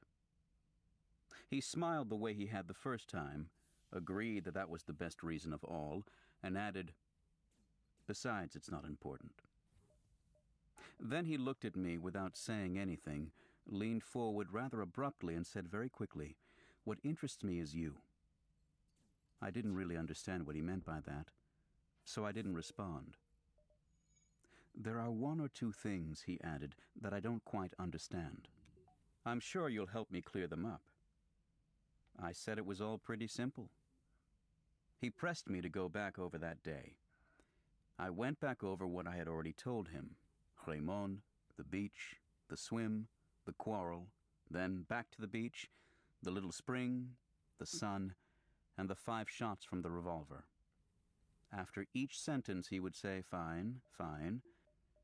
When I got to the body lying there, he nodded and said, "Good." But I was tired of repeating the same story over and over. It seemed as if I had never talked so much in my life. After a short silence, he stood up and told me that he wanted to help me, that I interested him, and that, with God's help, he would do something for me. But first, he wanted to ask me a few more questions. Without working up to it, he asked if I loved Maman. I said yes, the same as anyone. And the clerk, who up to then had been typing steadily, must have hit the wrong key because he lost his place and had to go back. Again, without any apparent logic, the magistrate then asked if I had fired all 5 shots at once. I thought for a minute and explained that at first I had fired a single shot, and then a few seconds later the other 4. Then he said, "Why did you pause between the first and second shot?" Once again, I could see the red sand and feel the burning of the sun on my forehead. But this time I didn't answer. In the silence that followed, the magistrate seemed to be getting fidgety. He sat down, ran his fingers through his hair, put his elbows on his desk, and leaned toward me slightly with a strange look on his face. "Why? Why did you shoot at a body that was on the ground?" Once again, I didn't know how to answer. The magistrate ran his hands across his forehead and repeated his question with a slightly different tone in his voice. "Why? You must tell me. Why?" Still, I didn't say anything. Suddenly, he stood up, strode over to a far corner of his office, and pulled out a drawer in a file cabinet. He took out a silver crucifix, which he brandished as he came toward me. And in a completely different, almost cracked voice, he shouted, "Do you know what this is?" I said, "Yes, of course." Speaking very quickly and passionately, he told me that he believed in God, that it was his conviction that no man was so guilty that God would not forgive him. But in order for that to happen, a man must repent, and in so doing become like a child whose heart is open and ready to embrace all. He was leaning all the way over the table. He was waving his crucifix almost directly over my head. To tell the truth, I had found it very hard to follow his reasoning. First because I was hot and there were big flies in his office that kept landing on my face, and also because he was scaring me a little. At the same time, I knew that that was ridiculous because, after all, I was the criminal. He went on anyway. I vaguely understood that to his mind there was just one thing that wasn't clear in my confession: the fact that I had hesitated before I fired my second shot. The rest was fine, but that part he couldn't understand. I was about to tell him he was wrong to dwell on it, because it really didn't matter. But he cut me off and urged me one last time, drawing himself up to his full height and asking me if I believed in God. I said no. He sat down indignantly. He said it was impossible. All men believed in God, even those who turned their backs on him. That was his belief, and if he were ever to doubt it, his life would become meaningless. Do you want my life to be meaningless? He shouted. As far as I could see, it didn't have anything to do with me, and I told him so. But from across the table, he had already thrust the crucifix in my face and was screaming irrationally. I am a Christian. I ask him to forgive you your sins. How can you not believe that he suffered for you? I was struck by how sincere he seemed, but I had had enough. It was getting hotter and hotter. As always, whenever I want to get rid of someone I'm not really listening to, I made it appear as if I agreed. To my surprise, he acted triumphant. You see, he said. You do believe, don't you? And you're going to place your trust in him, aren't you? Obviously, I again said no. He fell back in his chair. He seemed to be very tired. He didn't say anything for a minute, while the typewriter, which hadn't let up the whole time, was still tapping out the last few sentences. Then he looked at me closely, and with a little sadness in his face. In a low voice, he said, I have never seen a soul as hardened as yours. The criminals who have come before me have always wept at the sight of this image of suffering. I was about to say that was precisely because they were criminals. But then I realized that I was one too. It was an idea I couldn't get used to. Then the judge stood up, as if to give me the signal that the examination was over. He simply asked, in the same weary tone, if I was sorry for what I had done. I thought about it for a minute, and said that more than sorry, I felt kind of annoyed. I got the impression he didn't understand. But that was as far as things went that day. After that, I saw a lot of the magistrate, except that my lawyer was with me each time. But it was just a matter of clarifying certain things in my previous statements, or else the magistrate would discuss the charges with my lawyer. But on those occasions, they never really paid much attention to me. Anyway, the tone of the questioning gradually changed. The magistrate seemed to have lost interest in me and to have come to some sort of decision about my case. He didn't talk to me about God anymore, and I never saw him as worked up as he was that first day. The result was that our discussions became more cordial. A few questions, a brief conversation with my lawyer, and the examinations were over. As the magistrate put it, my case was taking its course. And then sometimes, when the conversation was of a more general nature, I would be included. I started to breathe more freely. No one in any of these meetings was rough with me. Everything was so natural, so well handled, and so calmly acted out that I had the ridiculous impression of being one of the family. And I can say that at the end of the 11 months that this investigation lasted, I was almost surprised that I had ever enjoyed anything other than those rare moments when the judge would lead me to the door of his office, slap me on the shoulder, and say to me cordially, "That's all for today, Monsieur Antichrist." I would then be handed back over to the police. Chapter 2. There are some things I've never liked talking about. A few days after I entered prison, I realized that I wouldn't like talking about this part of my life. Later on, though, I no longer saw any point to my reluctance. In fact, I wasn't really in prison those first few days. I was sort of waiting for something to happen. It was only after Marie's first and last visit that it all started. From the day I got her letter, she told me she would no longer be allowed to come because she wasn't my wife. From that day on, I felt that I was at home in my cell, and that my life was coming to a standstill there. The day of my arrest, I was first put in a room where there were already several other prisoners, most of them Arabs. They laughed when they saw me. Then they asked what I was in for. I said I'd killed an Arab, and they were all silent. A few minutes later, it got dark. They showed me how to fix the mat I was supposed to sleep on. One end could be rolled up to make a pillow. All night I felt bugs crawling over my face. A few days later, I was put in a cell by myself, where I slept on wooden boards suspended from the wall. I had a bucket for a toilet and a tin wash basin. The prison was on the heights above the town, and through a small window I could see the sea. One day, as I was gripping the bars, my face straining toward the light, a guard came in and told me I had a visitor. I thought it must be Marie. It was. To get to the visiting room, I went down a long corridor, then down some stairs, and finally another corridor. I walked into a very large room brightened by a huge bay window.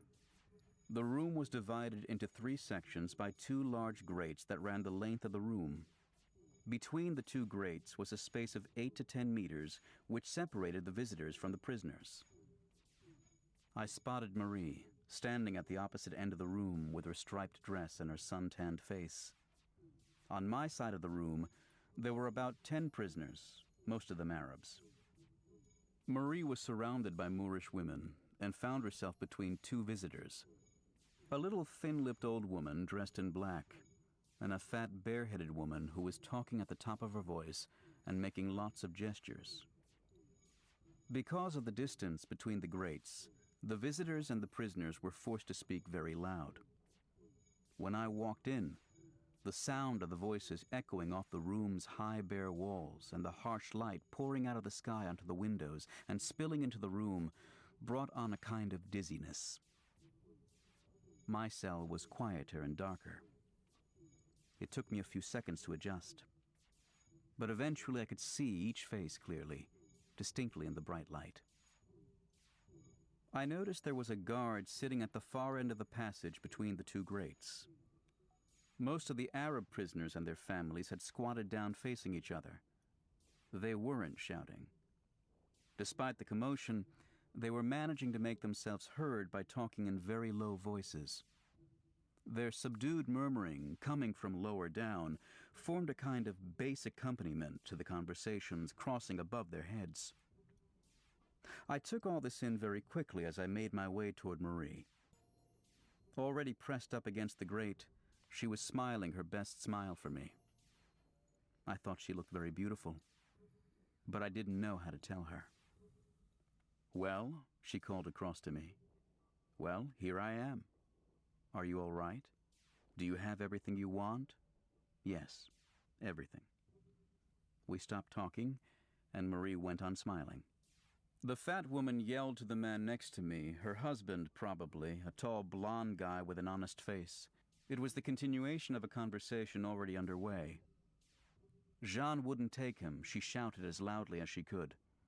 "Uh-huh," said the man. "I told her you'd take him back when you get out, but she wouldn't take him." Then it was Marie's turn to shout, that Raymond sent his regards, and I said thanks. But my voice was drowned out by the man next to me, who asked, "Is he all right?" His wife laughed and said, "He's never been better." The man on my left, a small young man with delicate hands, wasn't saying anything. I noticed that he was across from the little old lady, and that they were staring intently at each other. But I didn't have time to watch them any longer because Marie shouted to me that I had to have hope. I said yes. I was looking at her as she said it, and I wanted to squeeze her shoulders through her dress. I wanted to feel the thin material, and I didn't really know what else I had to hope for other than that. But that was probably what Marie meant, because she was still smiling. All I could see was the sparkle of her teeth and the little folds of her eyes. She shouted again, "You'll get out and we'll get married." I answered, "You think so?" But it was mainly just to say something. Then, very quickly and still in a very loud voice, she said yes, that I would be acquitted and that we would go swimming again. But the other woman took her turn to shout and said that she had left a basket at the clerk's office. She was listing all the things she had put in it to make sure they were all there because they cost a lot of money. The young man and his mother were still staring at each other. The murmuring of the Arabs continued below us. Outside, the light seemed to surge up over the bay window. I was feeling a little sick, and I'd have liked to leave. The noise was getting painful. But on the other hand, I wanted to make the most of Marie's being there. I don't know how much time went by. Marie told me about her job, and she never stopped smiling. The murmuring, the shouting, and the conversations were crossing back and forth. The only oasis of silence was next to me, where the small young man and the old woman were gazing at each other. One by one, the Arabs were taken away. Almost everyone stopped talking as soon as the first one left. The little old woman moved closer to the bars, and at the same moment a guard motioned to her son. He said, "Goodbye, Maman," and she reached between two bars to give him a long, slow little wave. She left just as another man came in, hat in hand, and took her place. Another prisoner was brought in, and they talked excitedly but softly, because the room had once again grown quiet. They came for the man on my right, and his wife said to him without lowering her voice, as if she hadn't noticed there was no need to shout anymore, "Take care of yourself and be careful." Then it was my turn. Marie threw me a kiss. I looked back before disappearing. She hadn't moved, and her face was still pressed against the bars with the same sad, forced smile on it. Shortly after that was when she wrote to me, and the things I've never liked talking about began. Anyway, I shouldn't exaggerate, and it was easier for me than for others. When I was first imprisoned, the hardest thing was that my thoughts were still those of a free man. For example, I would suddenly have the urge to be on a beach and to walk down to the water. As I imagined the sound of the first waves under my feet, my body entering the water, and the sense of relief it would give me, all of a sudden I would feel just how closed in I was by the walls of my cell. But that only lasted a few months. Afterwards, my only thoughts were those of a prisoner. I waited for the daily walk, which I took in the courtyard, or for a visit from my lawyer. The rest of the time I managed pretty well. At the time, I often thought that if I had had to live in the trunk of a dead tree, with nothing to do but look up at the sky flowering overhead, little by little, I would have gotten used to it. I would have waited for birds to fly by or clouds to mingle, just as here I waited to see my lawyer's ties. And just as in another world, I used to wait patiently until Saturday to hold Marie's body in my arms. Now, as I think back on it, I wasn't in a hollow tree trunk. There were others worse off than me. Anyway, it was one of Maman's ideas, and she often repeated it, that after a while you could get used to anything. Besides, I usually didn't take things so far. The first months were hard. But in fact, the effort I had to make helped pass the time. For example, I was tormented by my desire for a woman. It was only natural. I was young. I never thought specifically of Marie, but I thought so much about a woman, about women, about all the ones I had known, about all the circumstances in which I had enjoyed them, that my cell would be filled with their faces and crowded with my desires. In one sense, it threw me off balance, but in another, it killed time. I had ended up making friends with the head guard, who used to make the rounds with the kitchen hands at mealtime. He's the one who first talked to me about women. He told me it was the first thing the others complained about. I told him it was the same for me, and that I thought it was unfair treatment. But, he said, that's exactly why you're in prison. What do you mean, that's why? Well, yes, freedom. That's why. They've taken away your freedom. I'd never thought about that. I agreed. It's true, I said. Otherwise, What would be the punishment? Right. You see, you understand these things. The rest of them don't. But they just end up doing it by themselves. The guard left after that. There were the cigarettes, too. When I entered prison, they took away my belt, my shoelaces, my tie, and everything I had in my pockets, my cigarettes in particular. Once I was in my cell, I asked to have them back, but I was told I wasn't allowed. The first few days were really rough. That may be the thing that was hardest for me. I would suck on chips of wood that I broke off my bed planks. I walked around nauseated all day long. I couldn't understand why they had taken them away when they didn't hurt anybody. Later on, I realized that that too was part of the punishment. But by then I had gotten used to not smoking, and it wasn't a punishment anymore. Apart from these annoyances, I wasn't too unhappy. Once again, the main problem was killing time. Eventually, once I learned how to remember things, I wasn't bored at all. Sometimes I would get to thinking about my room, and in my imagination, I would start at one corner and circle the room, mentally noting everything there was on the way. At first it didn't take long, but every time I started over, it took a little longer. I would remember every piece of furniture, and on every piece of furniture, every object, and of every object, all the details. And of the details themselves, a flake, a crack, or a chipped edge, the color and the texture. At the same time, I would try not to lose the thread of my inventory, to make a complete list, so that after a few weeks, I could spend hours just enumerating the things that were in my room. And the more I thought about it, the more I dug out of my memory things I had overlooked or forgotten. I realized then that a man who had lived only one day could easily live for 100 years in prison. He would have enough memories to keep him from being bored. In a way, it was an advantage. Then there was sleep. At first, I didn't sleep well at night, and not at all during the day. Little by little, my nights got better, and I was able to sleep during the day, too. In fact, during the last few months, I've been sleeping 16 to 18 hours a day. That would leave me 6 hours to kill with meals, nature's call, my memories, and the story about the Czechoslovakian. Between my straw mattress and the bed planks, I had actually found an old scrap of newspaper, yellow and transparent, half stuck to the canvas. On it was a news story, the first part of which was missing, but which must have taken place in Czechoslovakia. A man had left a Czech village to seek his fortune. 25 years later, and now rich, he had returned with a wife and child. His mother was running a hotel with his sister in the village where he'd been born.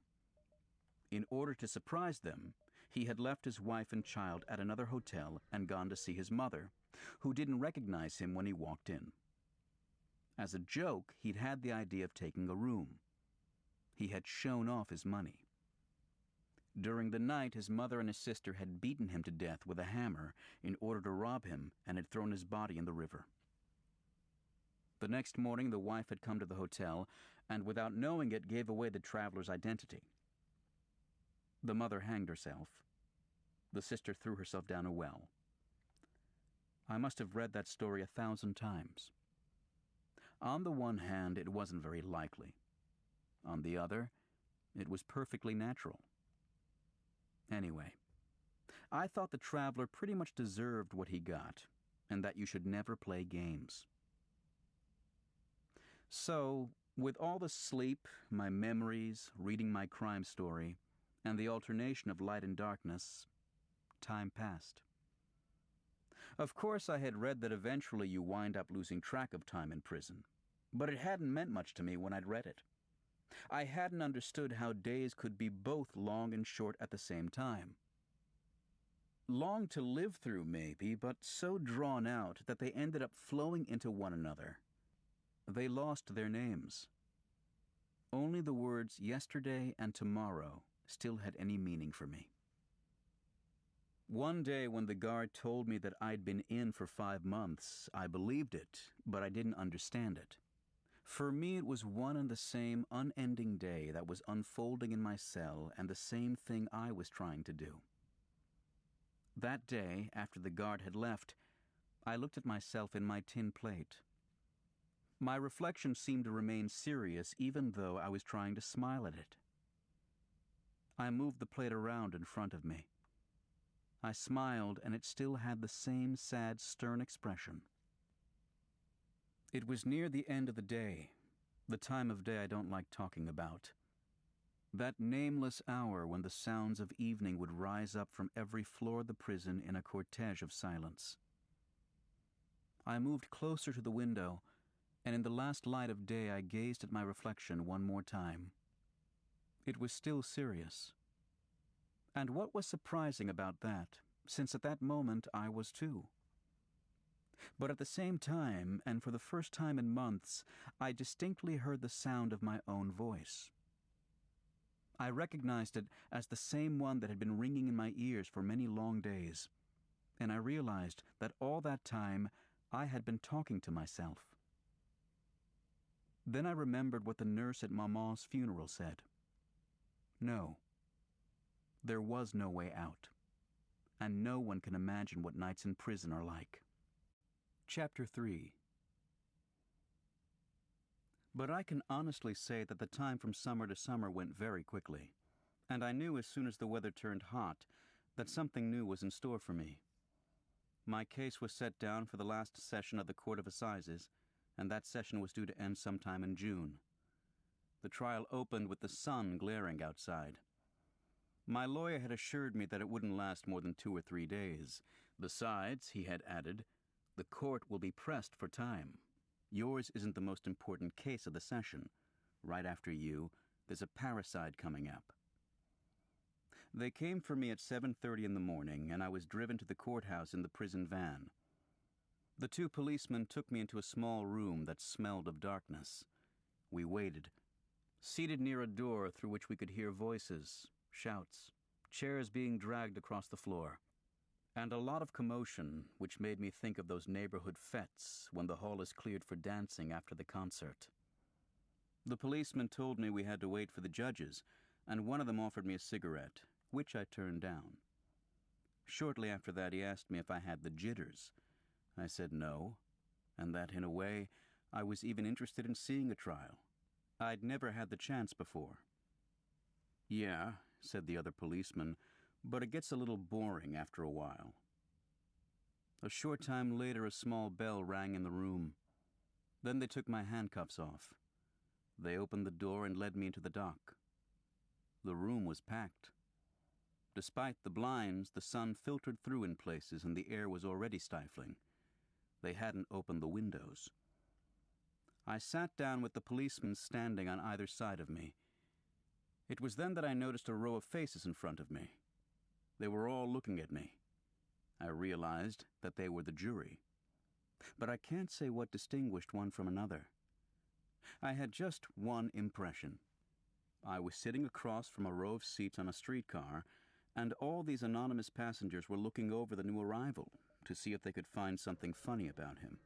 I knew it was a silly idea, since it wasn't anything funny they were after but a crime. There isn't much difference, though. In any case, that was the idea that came to me. I was feeling a little dizzy, too, with all those people in that stuffy room.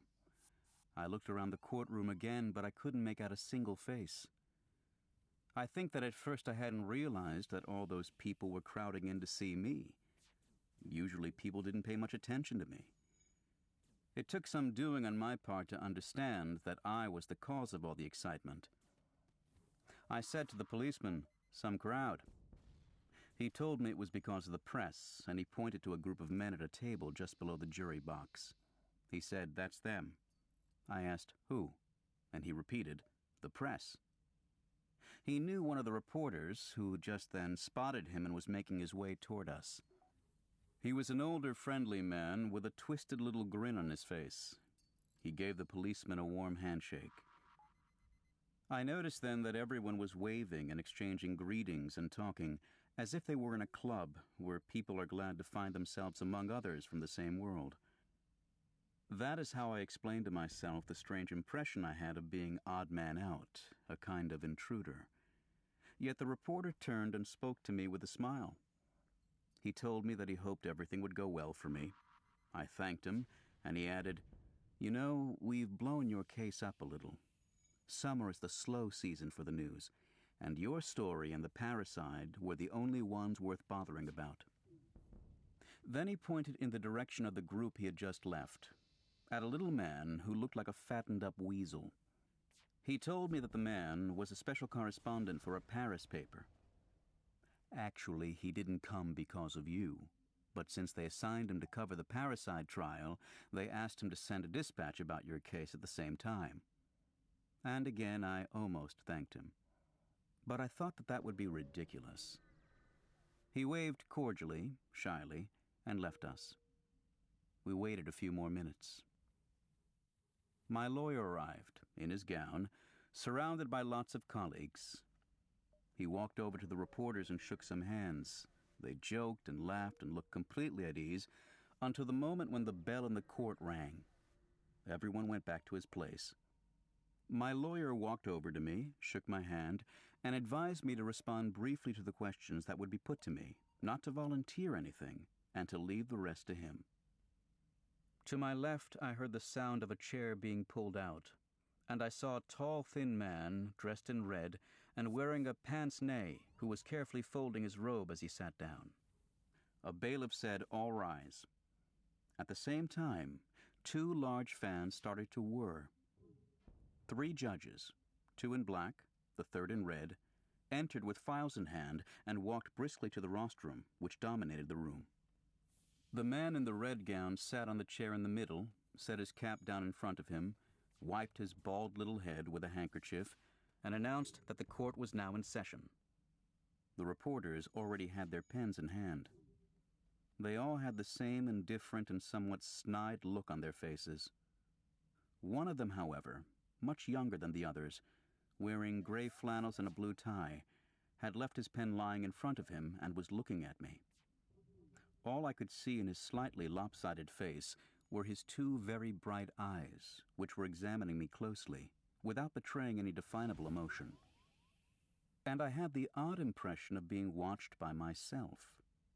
Maybe it was for that reason, and also because I wasn't familiar with all the procedures, that I didn't quite understand everything that happened next. The drawing of lots for the jury. The questions put by the presiding judge to my lawyer, the prosecutor, and the jury.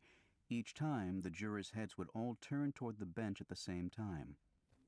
The quick reading of the indictment, in which I recognized names of people and places, and some more questions to my lawyer. Anyway, the presiding judge said he was going to proceed with the calling of witnesses. The bailiff read off some names that caught my attention. In the middle of what until then had been a shapeless mass of spectators, I saw them stand up one by one, only to disappear again through a side door. The director and the caretaker from the home, old Thomas Pérez, Raymond, Masson, Salamano, and Marie. She waved to me, anxiously. I was still feeling surprised that I hadn't seen them before when Céleste, the last to be called, stood up. I recognized next to him the little woman from the restaurant, with her jacket and her stiff and determined manner. She was staring right at me. But I didn't have time to think about them because the presiding judge started speaking. He said that the formal proceedings were about to begin and that he didn't think he needed to remind the public to remain silent. According to him, he was there to conduct in an impartial manner the proceedings of a case which he would consider objectively. The verdict returned by the jury would be taken in a spirit of justice, and in any event, he would have the courtroom cleared at the slightest disturbance. It was getting hotter, and I could see the people in the courtroom fanning themselves with newspapers, which made a continuous low rustling sound. The presiding judge gave a signal, and the bailiff brought over 3 fans made of woven straw, which the 3 judges started waving immediately. My examination began right away. The presiding judge questioned me calmly and even, it seemed to me, with a hint of cordiality. Once again, he had me state my name, age, date, and place of birth, and although it irritated me, I realized it was only natural because it would be a very serious thing to try the wrong man. Then he reread the narrative of what I'd done, turning to me every few sentences to ask, "Is that correct?" Each time I answered, "Yes, Your Honor," as my lawyer had instructed me to do. It took a long time because the judge went into minute detail in his narrative. The reporters were writing the whole time. I was conscious of being watched by the youngest of them and by the little robot woman. Every one of the row of streetcar seats was turned directly toward the judge, who coughed, leafed through his file, and turned toward me, fanning himself. He told me that he now had to turn to some questions that might seem irrelevant to my case, but might in fact have a significant bearing on it. I knew right away he was going to talk about Mama again, and at the same time, I could feel how much it irritated me.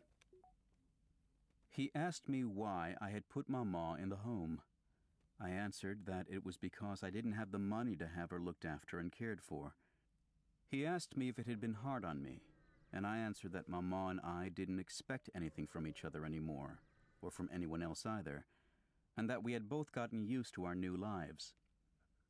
The judge then said that he didn't want to dwell on this point, and he asked the prosecutor if he had any further questions. The prosecutor had his back half turned to me, and without looking at me, he stated that with the court's permission, he would like to know whether I had gone back to the spring by myself, intending to kill the Arab. "No," I said. "Well then, why was I armed, and why did I return to precisely that spot?" I said it just happened that way. And the prosecutor noted in a nasty voice, "That will be all for now." After that, things got a little confused, at least for me.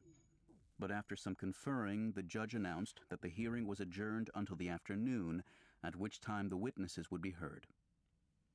I didn't even have time to think. I was taken out, put into the van, and driven to the prison, where I had something to eat. After a very short time, just long enough for me to realize I was tired, they came back for me. The whole thing started again, and I found myself in the same courtroom in front of the same faces. Only, it was much hotter. And, as if by some miracle, each member of the jury, the prosecutor, my lawyer, and some of the reporters too, had been provided with straw fans. The young reporter and the little robot woman were still there. They weren't fanning themselves, but they were still watching me without saying a word. I wiped away the sweat covering my face, and I had barely become aware of where I was and what I was doing when I heard the director of the home being called. He was asked whether Mama ever complained about me, and he said yes, but that some of it was just a way the residents all had of complaining about their relatives. The judge had him clarify whether she used to reproach me for having put her in the home, and the director again said yes, but this time he didn't add anything else. To another question he replied that he had been surprised by my calm the day of the funeral. He was asked what he meant by calm. The director then looked down at the tips of his shoes and said that I hadn't wanted to see Mama, that I hadn't cried once, and that I had left right after the funeral without paying my last respects at her grave. And one other thing had surprised him. One of the men who worked for the undertaker had told him I didn't know how old Mama was. There was a brief silence, and then the judge asked him if he was sure I was the man he had just been speaking of. The director didn't understand the question, so the judge told him it's a formality. He then asked the prosecutor if he had any questions to put to the witness, and the prosecutor exclaimed, "Oh no, that is quite sufficient," with such glee, and with such a triumphant look in my direction, that for the first time in years I had this stupid urge to cry, because I could feel how much all these people hated me. After asking the jury and my lawyer if they had any questions, the judge called the caretaker. The same ritual was repeated for him as for all the others. As he took the stand, the caretaker glanced at me and then looked away. He answered the questions put to him. He said I hadn't wanted to see Mama, that I had smoked and slept some, and that I had had some coffee. It was then I felt a stirring go through the room, and for the first time, I realized that I was guilty. The caretaker was asked to repeat the part about the coffee and the cigarette. The prosecutor looked at me with an ironic gleam in his eye. At that point, my lawyer asked the caretaker if it wasn't true that he had smoked a cigarette with me. But the prosecutor objected vehemently to this question. Who is on trial here? And what kind of tactics are these? Trying to taint the witnesses for the prosecution in an effort to detract from testimony that remains nonetheless overwhelming? In spite of all that, the judge directed the caretaker to answer the question. The old man looked embarrassed and said, "I know I was wrong to do it, but I couldn't refuse the cigarette when Monsieur offered it to me." Lastly, I was asked if I had anything to add. "Nothing," I said, "except that the witness is right. It's true. I did offer him a cigarette." The caretaker gave me a surprised and somehow grateful look. He hesitated, and then he said that he was the one who offered me the coffee. My lawyer was exultant and stated loudly that the jury would take note of the fact. But the prosecutor shouted over our heads and said, "Indeed, the gentlemen of the jury will take note of the fact, and they will conclude that a stranger may offer a cup of coffee, but that beside the body of the one who brought him into the world, a son should have refused it." The caretaker went back to his bench. When Thomas Perez's turn came, a bailiff had to hold him up and help him get to the witness stand. Perez said it was really my mother he had known, and that he had seen me only once, on the day of the funeral. He was asked how I had acted that day, and he replied, "You understand, I was too sad, so I didn't see anything. My sadness made it impossible to see anything, because for me it was a very great sadness, and I even fainted, so I wasn't able to see Monsieur." The prosecutor asked him if he had at least seen me cry. Perez answered no. The prosecutor in turn said, "The gentlemen of the jury will take note." But my lawyer got angry. He asked Perez, in what seemed to be an exaggerated tone of voice, if he had seen me not cry. Perez said no. The spectators laughed. And my lawyer, rolling up one of his sleeves, said with finality, "Here we have the perfect reflection of this entire trial. Everything is true and nothing is true." The prosecutor had a blank expression on his face, and with a pencil he was poking holes in the title page of his case file. After a 5-minute recess, during which my lawyer told me that everything was working out for the best, we heard the testimony of Celeste, who was called by the defense. The defense meant me. Every now and then Celeste would glance over in my direction and rotate his Panama hat in his hands. He was wearing the new suit he used to put on to go out with me to the races sometimes on Sundays. But I think he must not have been able to get his collar on, because he only had a brass stud keeping his shirt fastened. He was asked if I was a customer of his, and he said yes, but he was also a friend. What he thought of me, and he answered that I was a man. What he meant by that, and he stated that everybody knew what that meant. If he had noticed that I was ever withdrawn, and all he would admit was that I didn't speak unless I had something to say. The prosecutor asked him if I kept up with my bill. Celeste laughed and said, "Between us, those were just details." He was again asked what he thought about my crime. He put his hands on the edge of the box, and you could tell he had something prepared. He said, "The way I see it, it's bad luck. Everybody knows what bad luck is. It leaves you defenseless. And there it is. The way I see it, it's bad luck." He was about to go on, but the judge told him that that would be all and thanked him. Celeste was a little taken aback, but he stated that he had more to say. He was asked to be brief. He again repeated that it was bad luck. And the judge said, "Yes, fine, but we are here to judge just this sort of bad luck. Thank you." And as if he had reached the end of both his knowledge and his goodwill, Céleste then turned toward me. It looked to me as if his eyes were glistening and his lips were trembling. He seemed to be asking me what else he could do. I said nothing. I made no gesture of any kind, but it was the first time in my life I ever wanted to kiss a man. The judge again instructed him to step down. Céleste went and sat among the spectators. He sat there throughout the entire trial, leaning forward, his elbows on his knees, the Panama hat in his hands, listening to everything that was said. Marie entered. She had put on a hat, and she was still beautiful, but I liked her better with her hair loose. From where I was sitting, I could just make out the slight fullness of her breasts, and I recognized the little pout of her lower lip. She seemed very nervous. Right away she was asked how long she had known me. She said since the time she worked in our office. The judge wanted to know what her relation to me was. She said she was my friend. To another question she answered yes, it was true that she was supposed to marry me. Flipping through a file, the prosecutor asked her bluntly when our liaison had begun. She indicated the date. The prosecutor remarked indifferently that if he was not mistaken, that was the day after Maman died. Then, in a slightly ironic tone, he said that he didn't mean to dwell on such a delicate matter, and that he fully appreciated Marie's misgivings, but, and here his tone grew firmer, that he was duty-bound to go beyond propriety. So he asked Marie to describe briefly that day when I had first known her.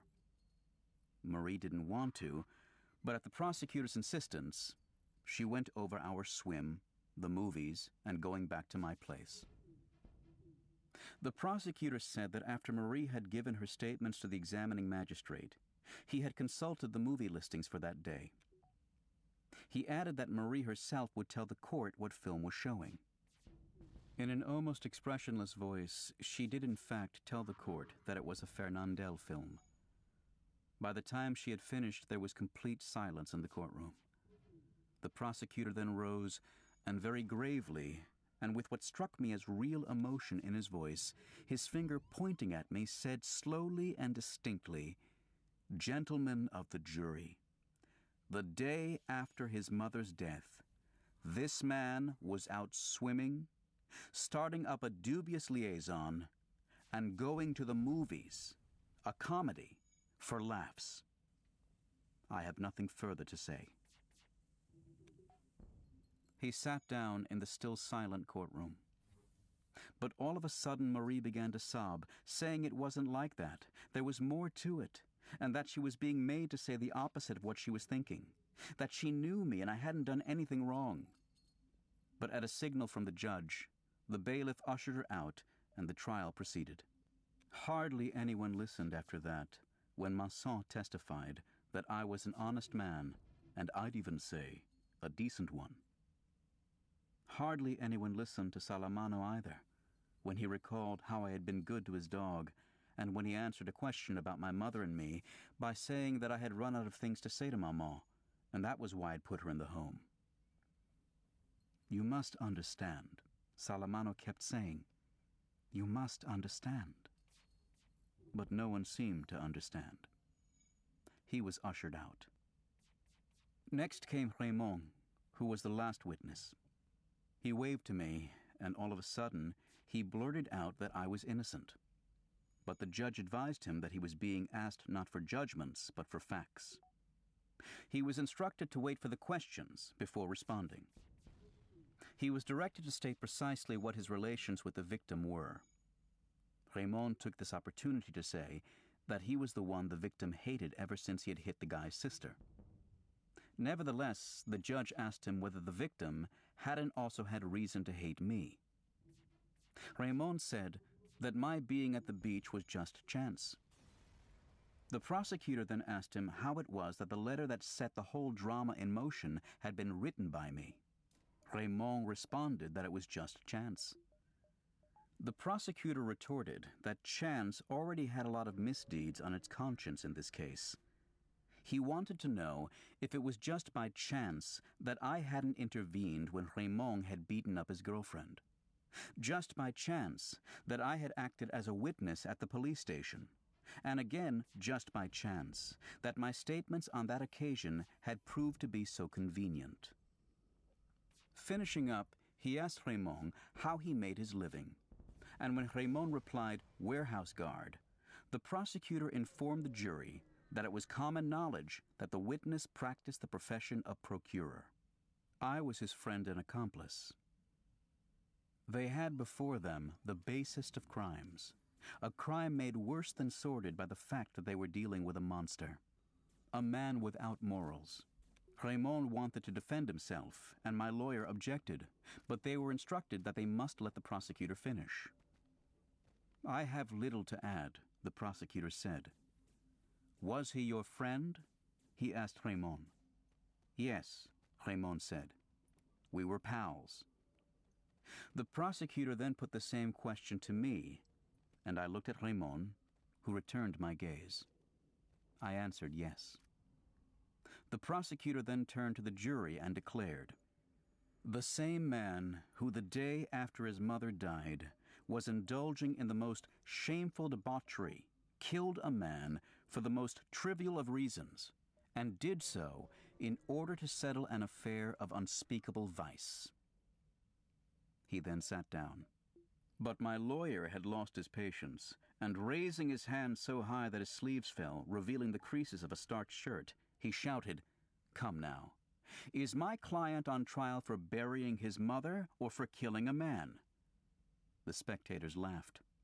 But the prosecutor rose to his feet again, adjusted his robe, and declared that only someone with the naivete of his esteemed colleague could fail to appreciate that between these two sets of facts there existed a profound, fundamental, and tragic relationship. Indeed, he loudly exclaimed, I accuse this man of burying his mother with crime in his heart. This pronouncement seemed to have a strong effect on the people in the courtroom. My lawyer shrugged his shoulders and wiped the sweat from his brow. But he looked shaken himself, and I realized that things weren't going well for me. The trial was adjourned. As I was leaving the courthouse on my way back to the van, I recognized for a brief moment the smell and color of the summer evening. In the darkness of my mobile prison, I could make out one by one, as if from the depths of my exhaustion, all the familiar sounds of a town I loved and of a certain time of day when I used to feel happy.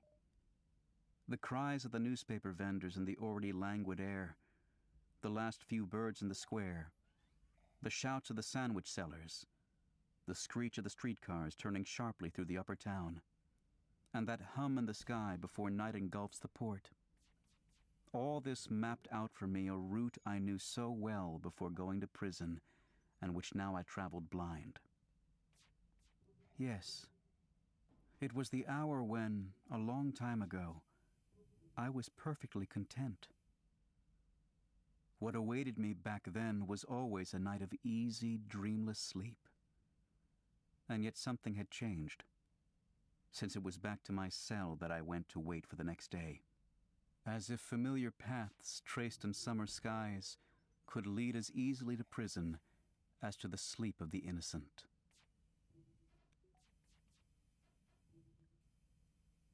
Chapter 4. Even in the prisoner's dock, it's always interesting to hear people talk about you. And during the summations by the prosecutor and my lawyer, there was a lot said about me. Maybe more about me than about my crime. But were their two speeches so different after all? My lawyer raised his arms and pleaded guilty, but with an explanation. The prosecutor waved his hands and proclaimed my guilt, but without an explanation. One thing bothered me a little, though. Despite everything that was on my mind, I felt like intervening every now and then, but my lawyer kept telling me just keep quiet. It won't do your case any good. In a way, they seemed to be arguing the case as if it had nothing to do with me. Everything was happening without my participation. My fate was being decided without anyone so much as asking my opinion.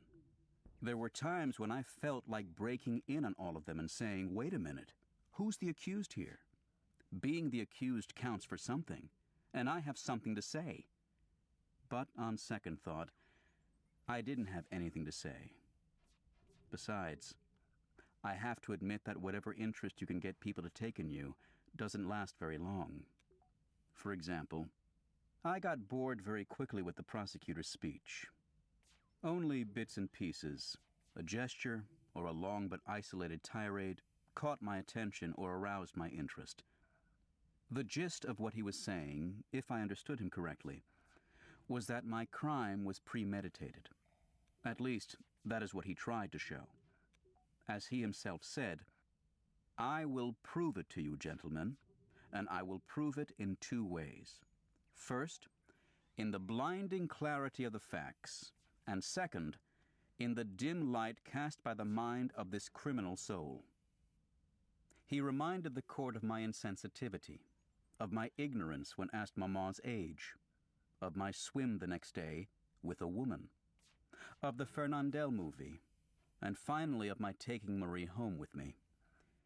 It took me a few minutes to understand the last part because he kept saying his mistress, and to me she was Marie. Then he came to the business with Raymond. I thought his way of viewing the events had a certain consistency. What he was saying was plausible. I had agreed with Raymond to write the letter in order to lure his mistress and submit her to mistreatment by a man of doubtful morality. I had provoked Raymond's adversaries at the beach. Raymond had been wounded. I had asked him to give me his gun. I had gone back alone intending to use it.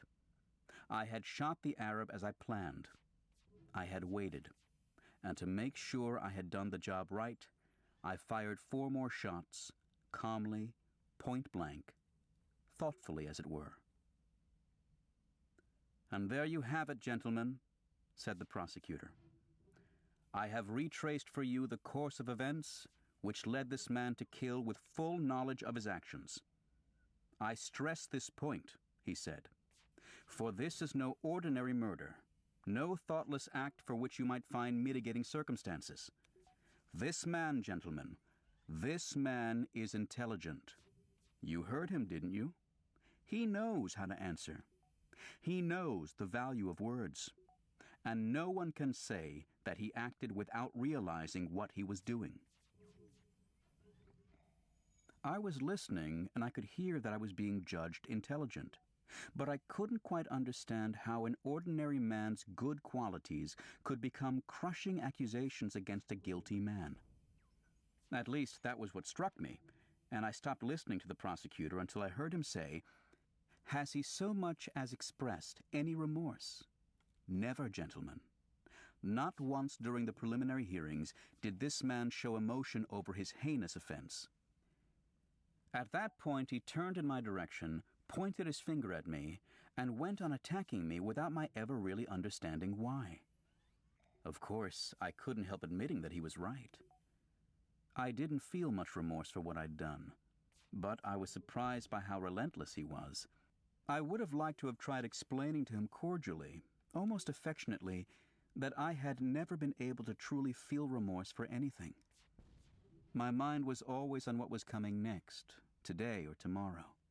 But naturally, given the position I'd been put in, I couldn't talk to anyone in that way. I didn't have the right to show any feeling or goodwill. And I tried to listen again because the prosecutor started talking about my soul. He said that he had peered into it and that he had found nothing, gentlemen of the jury. He said the truth was that I didn't have a soul and that nothing human, not one of the moral principles that govern men's hearts, was within my reach. Of course, he added, we cannot blame him for this. We cannot complain that he lacks what it was not in his power to acquire. But here in this court, the wholly negative virtue of tolerance must give way to the sterner but loftier virtue of justice, especially when the emptiness of a man's heart becomes, as we find it has in this man, an abyss threatening to swallow up society. It was then that he talked about my attitude toward Maman. He repeated what he had said earlier in the proceedings. But it went on much longer than when he was talking about my crime, so long, in fact, that finally all I was aware of was how hot a morning it was. At least until the prosecutor stopped, and after a short silence, continued in a very low voice filled with conviction. Tomorrow, gentlemen, this same court is to sit in judgment of the most monstrous of crimes, the murder of a father. According to him, the imagination recoiled before such an odious offense. He went so far as to hope that human justice would mete out punishment unflinchingly. But he wasn't afraid to say it. My callousness inspired in him a horror nearly greater than that which he felt at the crime of parricide. And also, according to him, a man who is morally guilty of killing his mother severs himself from society in the same way as the man who raises a murderous hand against the father who begat him. In any case, the one man paved the way for the deeds of the other, in a sense foreshadowed and even legitimized them. I am convinced, gentlemen, he added, raising his voice, that you will not think it too bold of me if I suggest to you that the man who is seated in the dock is also guilty of the murder to be tried in this court tomorrow. He must be punished accordingly. Here the prosecutor wiped his face, which was glistening with sweat. He concluded by saying that his duty was a painful one, but that he would carry it out resolutely. He stated that I had no place in a society whose most fundamental rules I ignored, and that I could not appeal to the same human heart whose elementary response I knew nothing of. I ask you for this man's head, he said, and I do so with a heart at ease. For if in the course of what has been a long career I have had occasion to call for the death penalty, never as strongly as today have I felt this painful duty made easier, lighter, clearer by the certain knowledge of a sacred imperative, and by the horror I feel when I look into a man's face and all I see is a monster. When the prosecutor returned to his seat, there was a rather long silence. My head was spinning with heat and astonishment. The presiding judge cleared his throat and in a very low voice asked me if I had anything to add.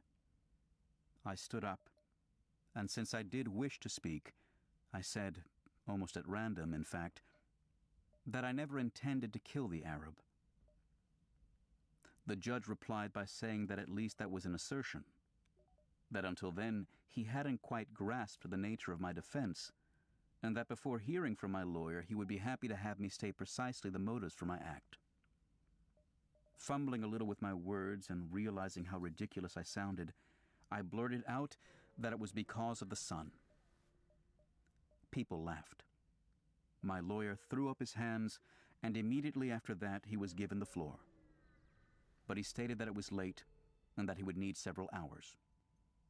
He requested that the trial be reconvened in the afternoon. The court granted his motion. That afternoon, the big fans were still churning the thick air in the courtroom, and the jurors' brightly colored fans were all moving in unison. It seemed to me as if my lawyer's summation would never end. At one point, though, I listened, because he was saying, "It is true, I killed a man." He went on like that, saying "I" whenever he was speaking about me. I was completely taken aback. I leaned over to one of the guards and asked him why he was doing that.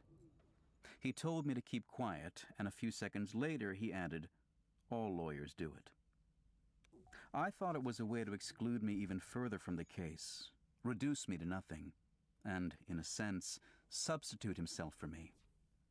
But I think I was already very far removed from that courtroom. Besides, my lawyer seemed ridiculous to me. He rushed through a plea of provocation, and then he too talked about my soul. But to me he seemed to be a lot less talented than the prosecutor. "I too," he said, "have peered into this man's soul. But unlike the esteemed representative of the government prosecutor's office, I did see something there, and I can assure you that I read it like an open book. What he read was that I was an honest man, a steadily employed, tireless worker, loyal to the firm that employed him, well-liked, and sympathetic to the misfortunes of others. To him, I was a model son who had supported his mother as long as he could. In the end, I had hoped that a home for the aged would give the old woman the comfort that with my limited means I could not provide for her. "Gentlemen," he added, "I am amazed that so much has been made of this home. For after all, if it were necessary to prove the usefulness and importance of such institutions, all one would have to say is that it is the state itself which subsidizes them." The only thing is, he didn't say anything about the funeral, and I thought that that was a glaring omission in his summation. But all the long speeches, all the interminable days and hours that people had spent talking about my soul had left me with the impression of a colorless, swirling river that was making me dizzy. In the end, all I remember is that while my lawyer went on talking, I could hear through the expanse of chambers and courtrooms an ice cream vendor blowing his tin trumpet out in the street. I was assailed by memories of a life that wasn't mine anymore, but one in which I'd found the simplest and most lasting joys. The smells of summer, the part of town I loved, a certain evening sky, Marie's dresses and the way she laughed. The utter pointlessness of whatever I was doing there seized me by the throat, and all I wanted was to get it over with and get back to my cell and sleep. I barely even heard when my lawyer, wrapping up, exclaimed that the jury surely would not send an honest, hard-working man to his death because he had lost control of himself for one moment. And then he asked them to find extenuating circumstances for a crime for which I was already suffering the most agonizing of punishments: eternal remorse. Court was adjourned, and my lawyer sat back down. He looked exhausted, but his colleagues came over to shake his hand. I heard that was brilliant. One of them even appealed to me as a witness. "Wasn't it?" he said. I agreed, but my congratulations weren't sincere, because I was too tired. Meanwhile, the sun was getting low outside, and it wasn't as hot anymore.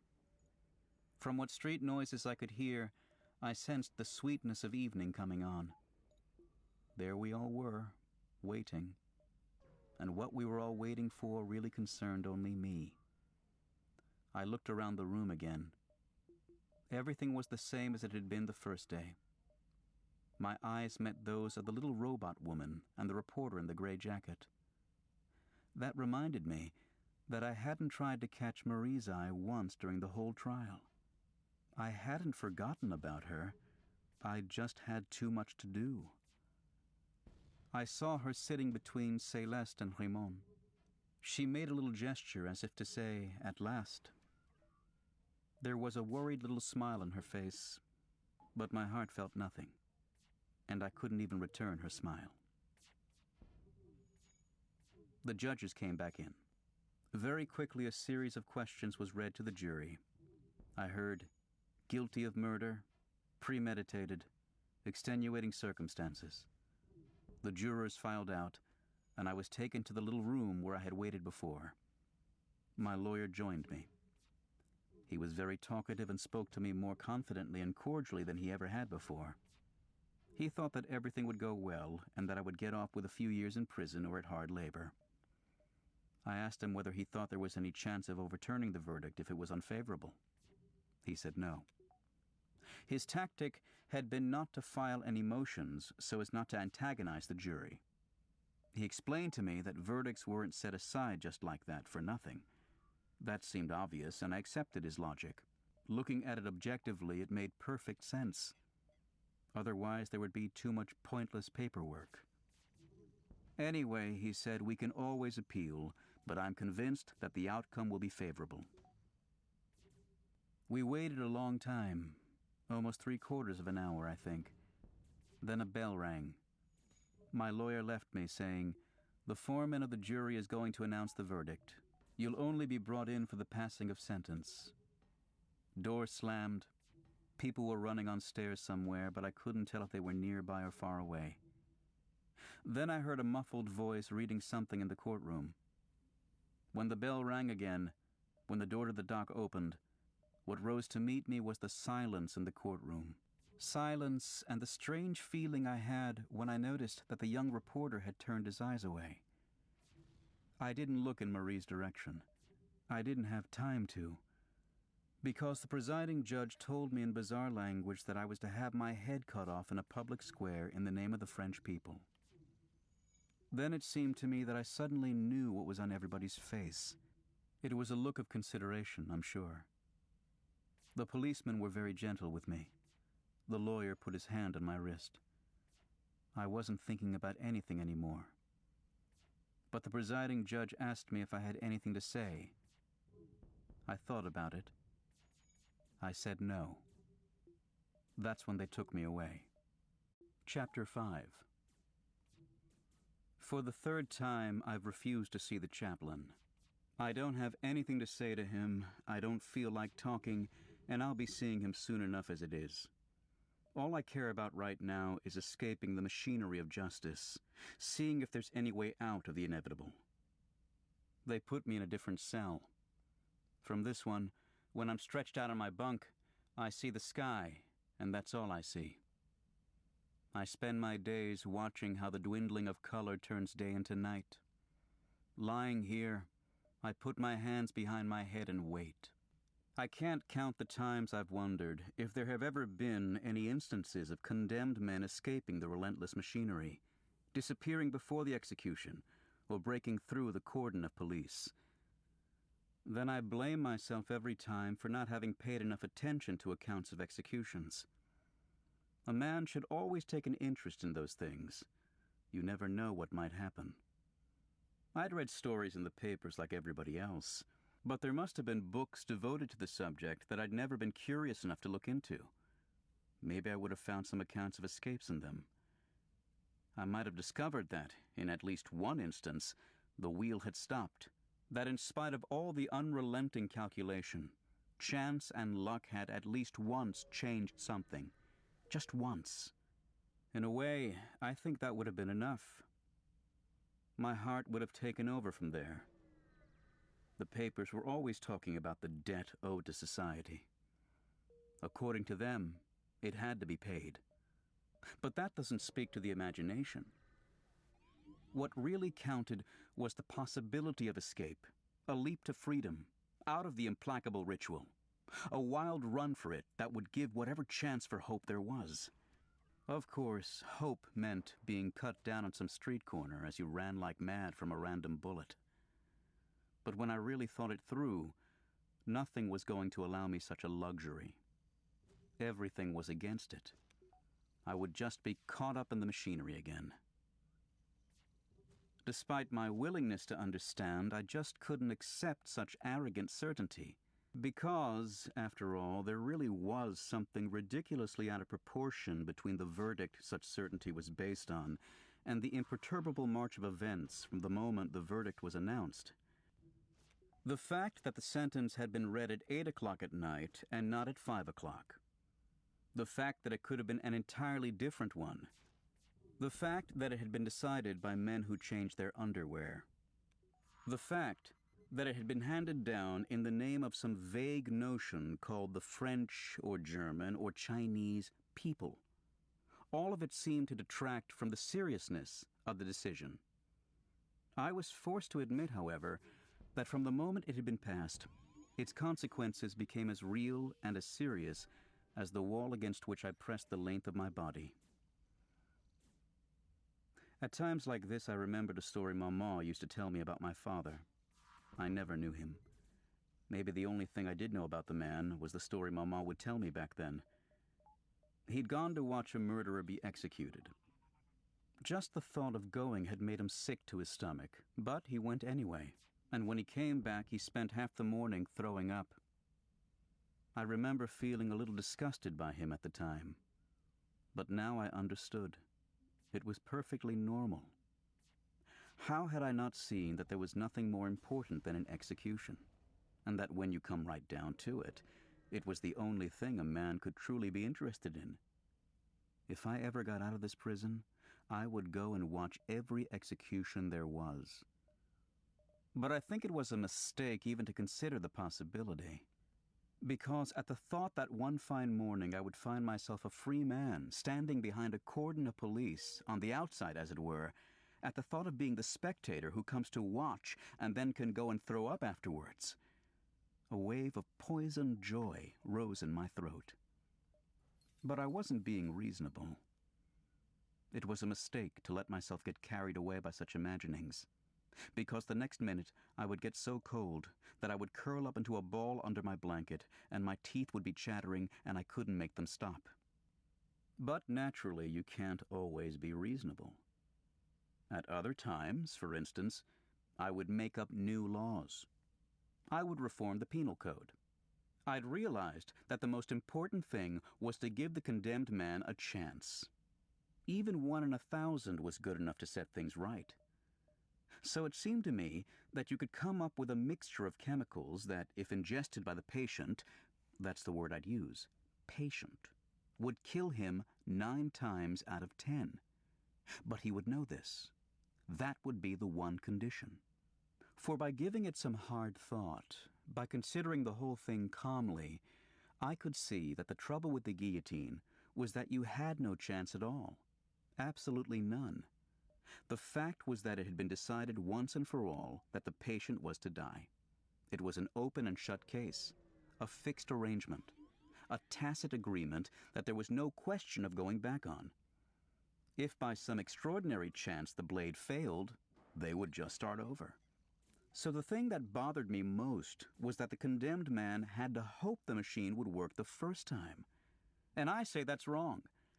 And in a way I was right.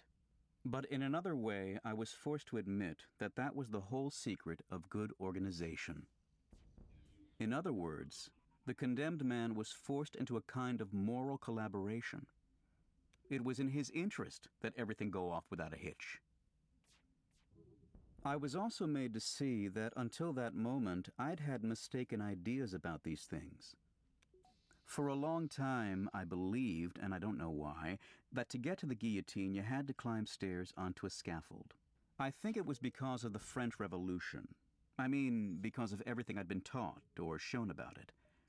But one morning I remembered seeing a photograph that appeared in the papers at the time of a much-talked-about execution. In reality, the machine was set up right on the ground, as simple as you please. It was much narrower than I'd thought. It was funny I'd never noticed that before. I'd been struck by this picture because the guillotine looked like such a precision instrument, perfect and gleaming. You always get exaggerated notions of things you don't know anything about. I was made to see that contrary to what I thought, everything was very simple. The guillotine is on the same level as the man approaching it. He walks up to it the way you walk up to another person. That bothered me too. Mounting the scaffold, going right up into the sky, was something the imagination could hold on to, whereas, once again, the machine destroyed everything. You were killed discreetly, with a little shame, and with great precision. There were 2 other things I was always thinking about: the dawn and my appeal. I would reason with myself, though, and try not to think about them anymore. I would stretch out, look at the sky, and force myself to find something interesting about it. It would turn green. That was evening. I would make another effort to divert my thoughts. I would listen to my heartbeat. I couldn't imagine that this sound, which had been with me for so long, could ever stop. I've never really had much of an imagination, but still I would try to picture the exact moment when the beating of my heart would no longer be going on inside my head. But it was no use. The dawn, or my appeal, would still be there. I would end up telling myself that the most rational thing was not to hold myself back. They always came at dawn, I knew that, and so I spent my nights waiting for that dawn. I've never liked being surprised. If something is going to happen to me, I want to be there. That's why I ended up sleeping only a little bit during the day, and then, all night long, waited patiently for the first light to show on the pane of sky. The hardest time was that uncertain hour when I knew they usually set to work. After midnight, I would wait and watch. My ears had never heard so many noises or picked up such small sounds. One thing I can say, though, is that in a certain way I was lucky that whole time, since I never heard footsteps. Mama used to say that you can always find something to be happy about. In my prison, when the sky turned red and a new day slipped into my cell, I found out that she was right, because I might just as easily have heard footsteps and my heart could have burst. Even though I would rush to the door at the slightest shuffle, even though, with my ear pressed to the wood, I would wait frantically until I heard the sound of my own breathing, terrified to find it so hoarse, like a dog's panting, my heart would not burst after all, and I would have gained another 24 hours. All day long there was the thought of my appeal. I think I got everything out of it that I could. I would assess my holdings and get the maximum return on my thoughts. I would always begin by assuming the worst. My appeal was denied. Well, so I'm going to die. Sooner than other people will, obviously. But everybody knows life isn't worth living. Deep down, I knew perfectly well that it doesn't much matter whether you die at 30 or at 70, since in either case, other men and women will naturally go on living, and for thousands of years. In fact, nothing could be clearer. Whether it was now or 20 years from now, I would still be the one dying. At that point, what would disturb my train of thought was the terrifying leap I would feel my heart take at the idea of having 20 more years of life ahead of me. But I simply had to stifle it by imagining what I'd be thinking in 20 years when it would all come down to the same thing anyway. Since we're all going to die, it's obvious that when and how don't matter. Therefore, and the difficult thing was not to lose sight of all the reasoning that went into this therefore, I had to accept the rejection of my appeal. Then, and only then, would I have the right, so to speak, would I give myself permission, as it were, to consider the alternative hypothesis. I was pardoned. The trouble was that I would somehow have to cool the hot blood that would suddenly surge through my body and sting my eyes with a delirious joy. It would take all my strength to quiet my heart, to be rational. In order to make my resignation to the first hypothesis more plausible, I had to be level-headed about this one as well. If I succeeded, I gained an hour of calm. That was something anyway. It was at one such moment that I once again refused to see the chaplain. I was lying down, and I could tell from the golden glow in the sky that evening was coming on. I had just denied my appeal, and I could feel the steady pulse of my blood circulating inside me. I didn't need to see the chaplain. For the first time in a long time, I thought about Marie. The days had been long since she'd stopped writing. That evening, I thought about it and told myself that maybe she had gotten tired of being the girlfriend of a condemned man. It also occurred to me that maybe she was sick or dead. These things happen. How was I to know, since apart from our two bodies, now separated, there wasn't anything to keep us together, or even to remind us of each other? Anyway, after that, remembering Marie meant nothing to me. I wasn't interested in her dead. That seemed perfectly normal to me, since I understood very well that people would forget me when I was dead. They wouldn't have anything more to do with me. I wasn't even able to tell myself that it was hard to think those things. It was at that exact moment that the chaplain came in. When I saw him, I felt a little shudder go through me. He noticed it and told me not to be afraid. I told him that it wasn't his usual time. He replied that it was just a friendly visit and had nothing to do with my appeal, which he knew nothing about. He sat down on my bunk and invited me to sit next to him. I refused.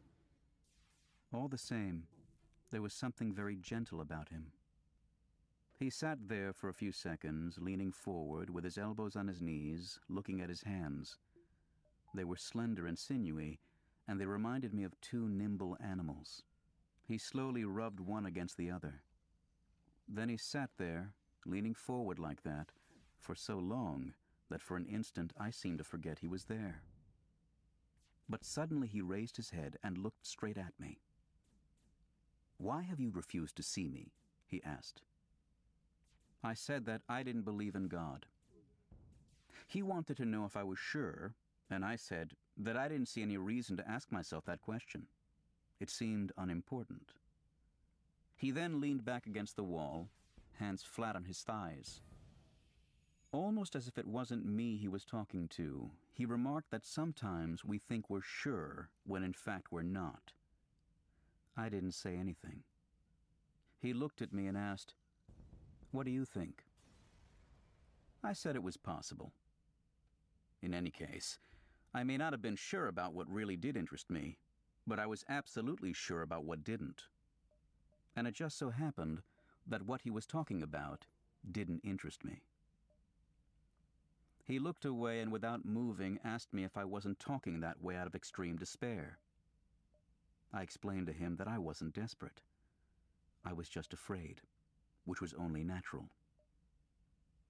"Then God can help you," he said. "Every man I have known in your position has turned to him." I acknowledged that that was their right.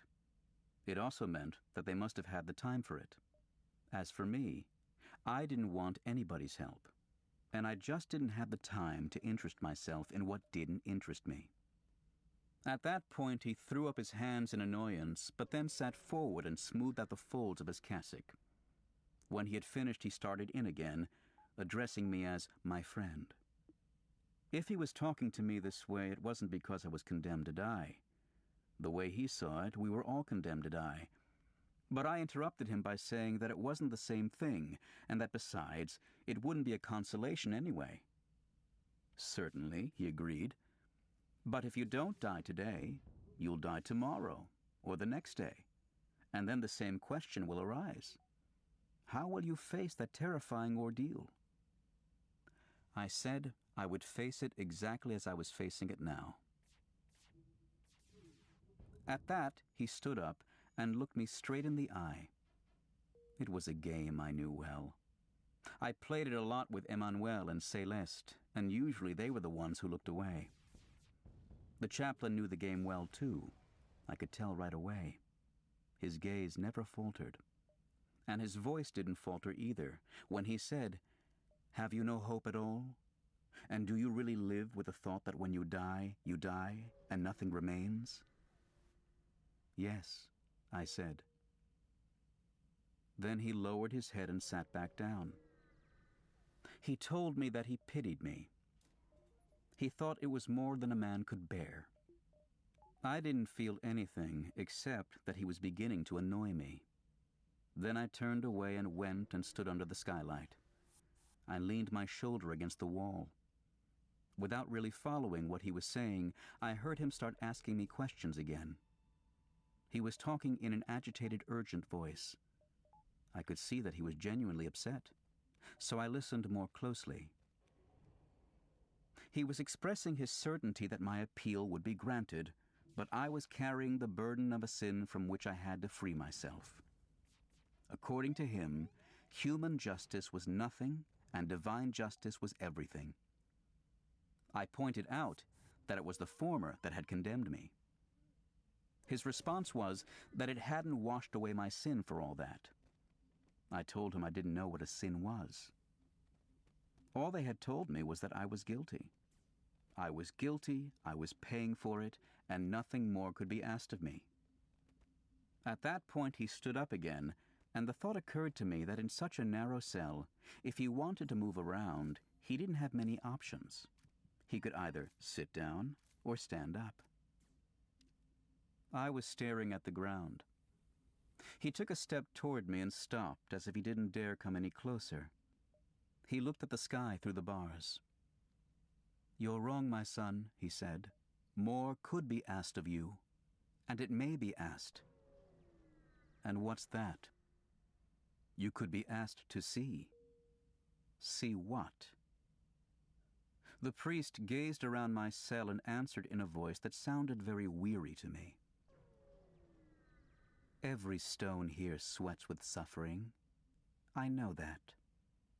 I have never looked at them without a feeling of anguish. But deep in my heart I know that the most wretched among you have seen a divine face emerge from their darkness. That is the face you are asked to see. This perked me up a little. I said I had been looking at the stones in these walls for months. There wasn't anything or anyone in the world I knew better. Maybe at one time, way back, I had searched for a face in them. But the face I was looking for was as bright as the sun and the flame of desire, and it belonged to Marie. I had searched for it in vain. Now it was all over. And in any case, I'd never seen anything emerge from any sweating stones. The chaplain looked at me with a kind of sadness. I now had my back flat against the wall, and light was streaming over my forehead. He muttered a few words I didn't catch, and abruptly asked if he could embrace me. "No," I said. He turned and walked over to the wall and slowly ran his hand over it. "Do you really love this earth as much as all that?" he murmured. I didn't answer. He stood there with his back to me for quite a long time. His presence was grating and oppressive. I was just about to tell him to go, to leave me alone, when all of a sudden, turning toward me, he burst out, "No, I refuse to believe you. I know that at one time or another you've wished for another life." I said of course I had, but it didn't mean any more than wishing to be rich, to be able to swim faster, or to have a more nicely shaped mouth. It was all the same. But he stopped me and wanted to know how I pictured this other life. Then I shouted at him, "One where I could remember this life." And that's when I told him I'd had enough. He wanted to talk to me about God again, but I went up to him and made one last attempt to explain to him that I had only a little time left and I didn't want to waste it on God. He tried to change the subject by asking me why I was calling him Monsieur and not Father. That got me mad, and I told him he wasn't my father. He wasn't even on my side. "Yes, my son," he said, putting his hand on my shoulder. "I am on your side, but you have no way of knowing it because your heart is blind. I shall pray for you." Then, I don't know why, but something inside me snapped. I started yelling at the top of my lungs, and I insulted him and told him not to waste his prayers on me. I grabbed him by the collar of his cassock. I was pouring out on him everything that was in my heart, cries of anger and cries of joy. He seemed so certain about everything, didn't he? And yet none of his certainties was worth one hair of a woman's head. He wasn't even sure he was alive, because he was living like a dead man, whereas it looked as if I was the one who'd come up empty-handed. But I was sure about me, about everything, surer than he could ever be, sure of my life and sure of the death I had waiting for me. Yes, that was all I had. But at least I had as much of a hold on it as it had on me. I had been right. I was still right. I was always right. I had lived my life one way, and I could just as well have lived it another. I had done this, and I hadn't done that. I hadn't done this thing, but I had done another. And so? It was as if I had waited all this time for this moment, and for the first light of this dawn to be vindicated. Nothing mattered, and I knew why. So did he. Throughout the whole absurd life I'd lived, a dark wind had been rising toward me from somewhere deep in my future, across years that were still to come, and as it passed, this wind leveled whatever was offered to me at the time, in years no more real than the ones I was living. What did other people's deaths, or a mother's love matter to me? What did his God, or the lives people choose, or the fate they think they elect matter to me, when we're all elected by the same fate? Me and billions of privileged people like him who also called themselves my brothers. Couldn't he see? Couldn't he see that? Everybody was privileged. There were only privileged people. The others would all be condemned one day, and he would be condemned too. What would it matter if he were accused of murder and then executed because he didn't cry at his mother's funeral? Salamano's dog was worth just as much as his wife. The little robot woman was just as guilty as the Parisian woman Masson married, or as Marie, who had wanted me to marry her. What did it matter that Raymond was as much my friend as Céleste, who was worth a lot more than him? What did it matter that Marie now offered her lips to a new Merceau? Couldn't this condemned man see? And that from somewhere deep in my future. All the shouting had me gasping for air. But they were already tearing the chaplain from my grip, and the guards were threatening me. He calmed them, though, and looked at me for a moment without saying anything. His eyes were full of tears. Then he turned and disappeared. With him gone, I was able to calm down again. I was exhausted and threw myself on my bunk. I must have fallen asleep because I woke up with the stars in my face. Sounds of the countryside were drifting in. Smells of night, earth, and salt air were cooling my temples. The wondrous peace of that sleeping summer flowed through me like a tide. Then, in the dark hour before dawn, sirens blasted. They were announcing departures for a world that now and forever meant nothing to me. For the first time in a long time, I thought about Maman. I felt as if I understood why, at the end of her life, she had taken a fiancé, why she had played at beginning again. Even there, in that home where lives were fading out, evening was a kind of wistful respite. So close to death, Maman must have felt free then, and ready to live it all again. Nobody had the right to cry over her. And I felt ready to live it all again, too. As if that blind rage had washed me clean, rid me of hope. For the first time, in that night alive with signs and stars, I opened myself to the gentle indifference of the world, finding it so much like myself, so like a brother, really. I felt that I had been happy, and that I was happy again.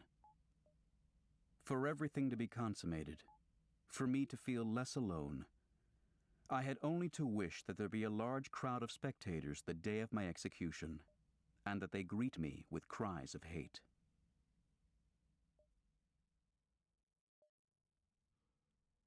The end. You've been listening to The Stranger by Albert Camus, in a translation from the French by Matthew Ward, narrated by Jonathan Davis, and directed by Greta Byram. You'll find a perspective on Camus' The Stranger with Professor Martin Stone in conversation with Kirk Marco on side 2 of this cassette. The following is a note by Matthew Ward on his translation of this book. The Stranger demanded of Camus the creation of a style at once literary and profoundly popular, an artistic sleight of hand that would make the complexities of a man's life appear simple. Despite appearances, though, neither Camus nor Merceau ever tried to make things simple for themselves.